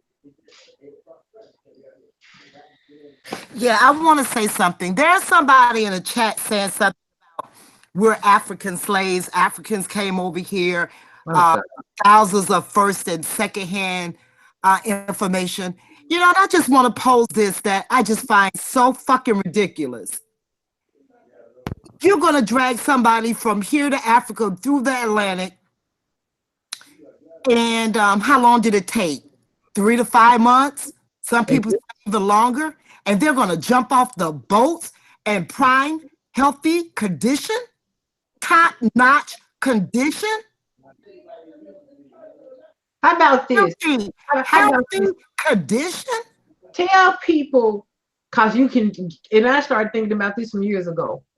Lay your ass down in your bed before you go to sleep, though. It's very inexpensive.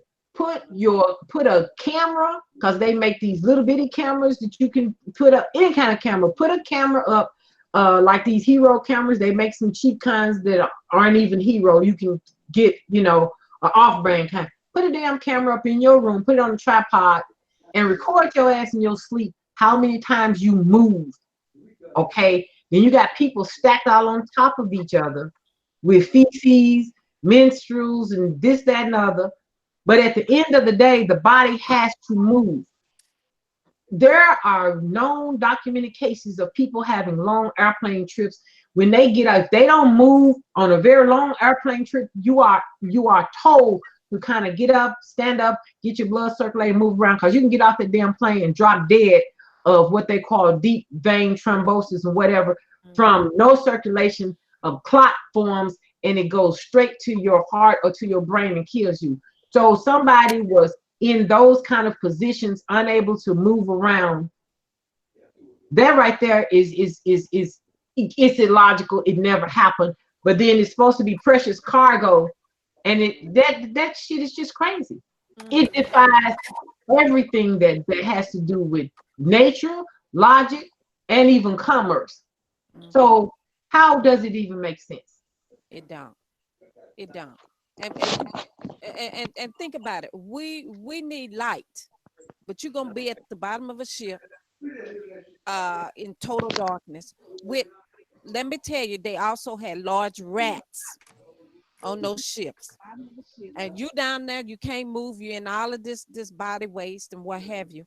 Oh, come on now. That's illogical. It's illogical. You have some professional people, doctors, who are amening this narrative. You can't. It defies logic. It defies medical logic. So, if this person, whoever it is, somebody said that they must be an agent. Well, whatever. We just want folks to use common sense, because that's one thing the Afrocentrics and all those other groups do not want people to use is common sense. Right. Use that common sense. I'd like to piggyback on something Shiree said. Because everybody is up that the African American doesn't think. Matter of fact, if you suggest that he should think, he'll cuss you out. So they got these people. They show you a picture of people on this slave ship, and if you look at the picture, it's 540 people on the ship. I counted. If you look at the people on the ship, they're twisted all kind of ways. They're twisted around poles and whatever they use to keep the so-called ship up. This is what makes us not think these type of images, because remember, life imitates art. The Negro, especially the Negro male over here, they'll say anything. It's like when they talk to girls, they'll say anything to get in their panties. It can be the dumbest thing you ever heard. That's what they say. So-called black men they don't exist. You've never seen one. They're dead. They don't even exist. But here these cats call themselves black all day long. All day long.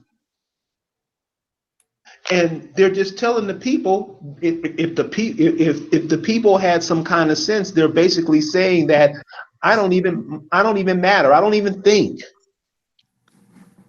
To think that a person came over here across the Atlantic, and you're here in the year 2020, and you don't see ships cross the Atlantic today, but you won't even think about it. And this is the problem. These guys get away with it because so many people lick out of their mouths when they say some dumb shit like that. You have the cat Renoko Rashidi. He'll tell you we African, but his mama's an Indian. Then how are you an African, nigga? How you African?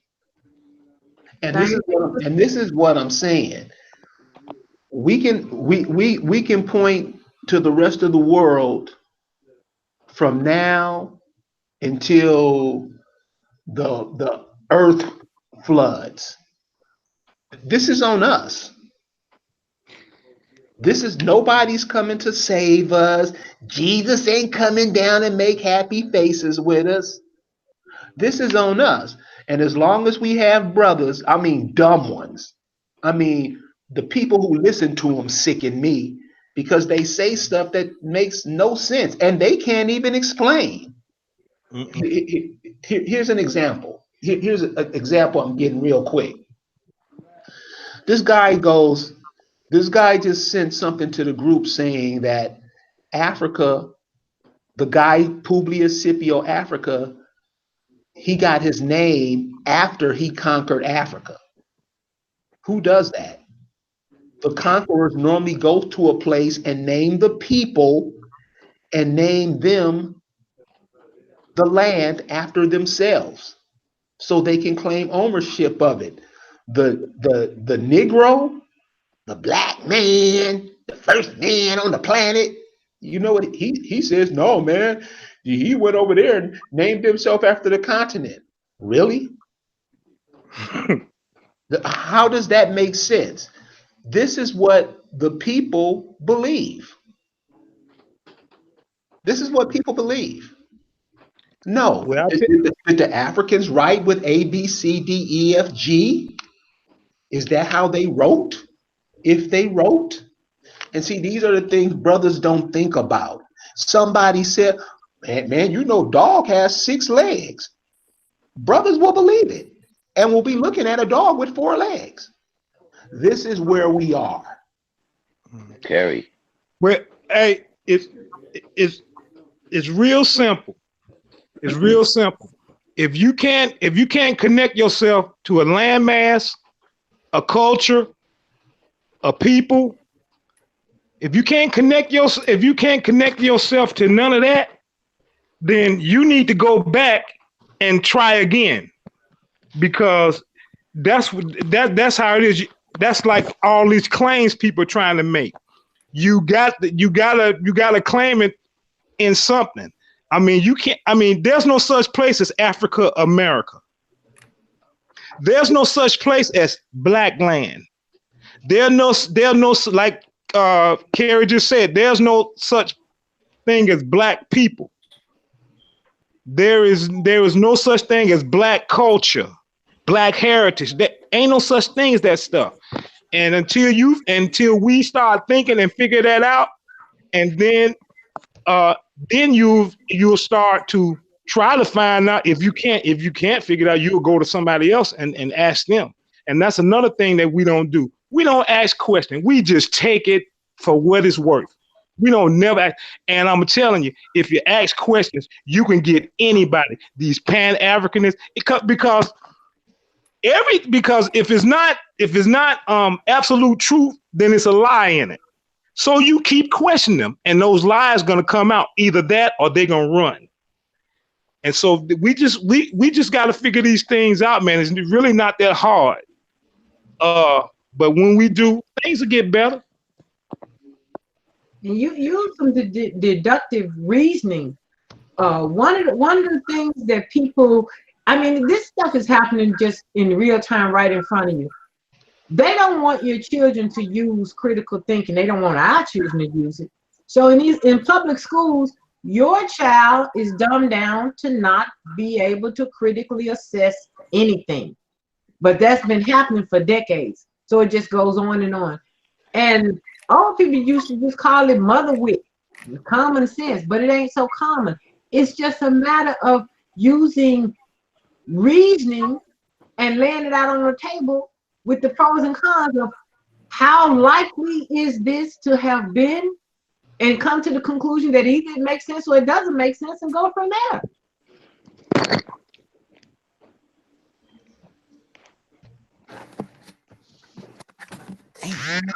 That's just simple. I had never heard of anybody ask the question because it just seemed, I'm a very logical person. I'm a very analytical person. I've been like that all my life. Like I said, from a little bitty something all the way up. How logical would it be for people to come from somewhere else, know all about herbal remedies and all of this stuff, and they came from somewhere else? This is well documented in terms of what I'm getting ready to say. These pale people look to us to heal them. They weren't healing themselves and shit. They brought all kind of shit over here, and then we quickly had to come up with remedies to fight the disease and the pathogens and the filth that they brought over here. How could people come from somewhere else and know all that? How could they? And again, they didn't look to each other. They looked to us to help heal them, and we did, because we are caring people. We are part of the custodians of this sphere. So that's just in our nature, good, bad, or indifferent. How did you come from somewhere and know this stuff? I ain't heard nobody who subscribes to it tell me how you could. Yeah. I don't know a damn thing about what grows in Africa unless I research it. I do know about poke salad, certain things certain herbs and stuff like this that grow right outside in my front and backyard. I do know about that.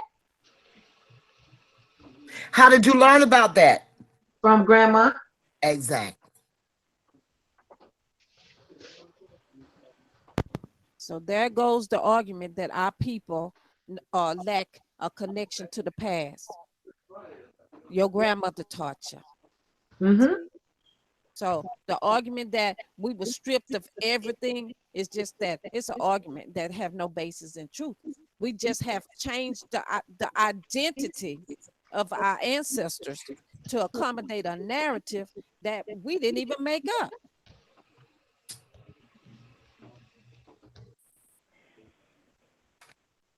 That's a cold part of the story to put it like that. You following a narrative that you didn't even make up. What kind of loser are you? Yeah.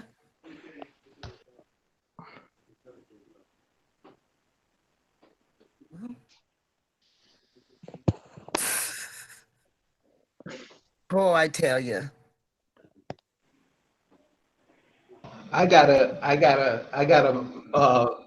get out of here. So I'm gonna just go ahead and let this run, and you guys just, go as long as you want.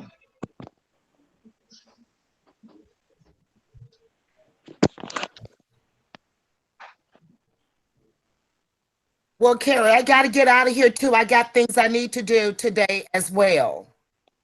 Yeah. Hey, yo, Carrie, give me a call before you do something. Yes, sir. I'm doing it now.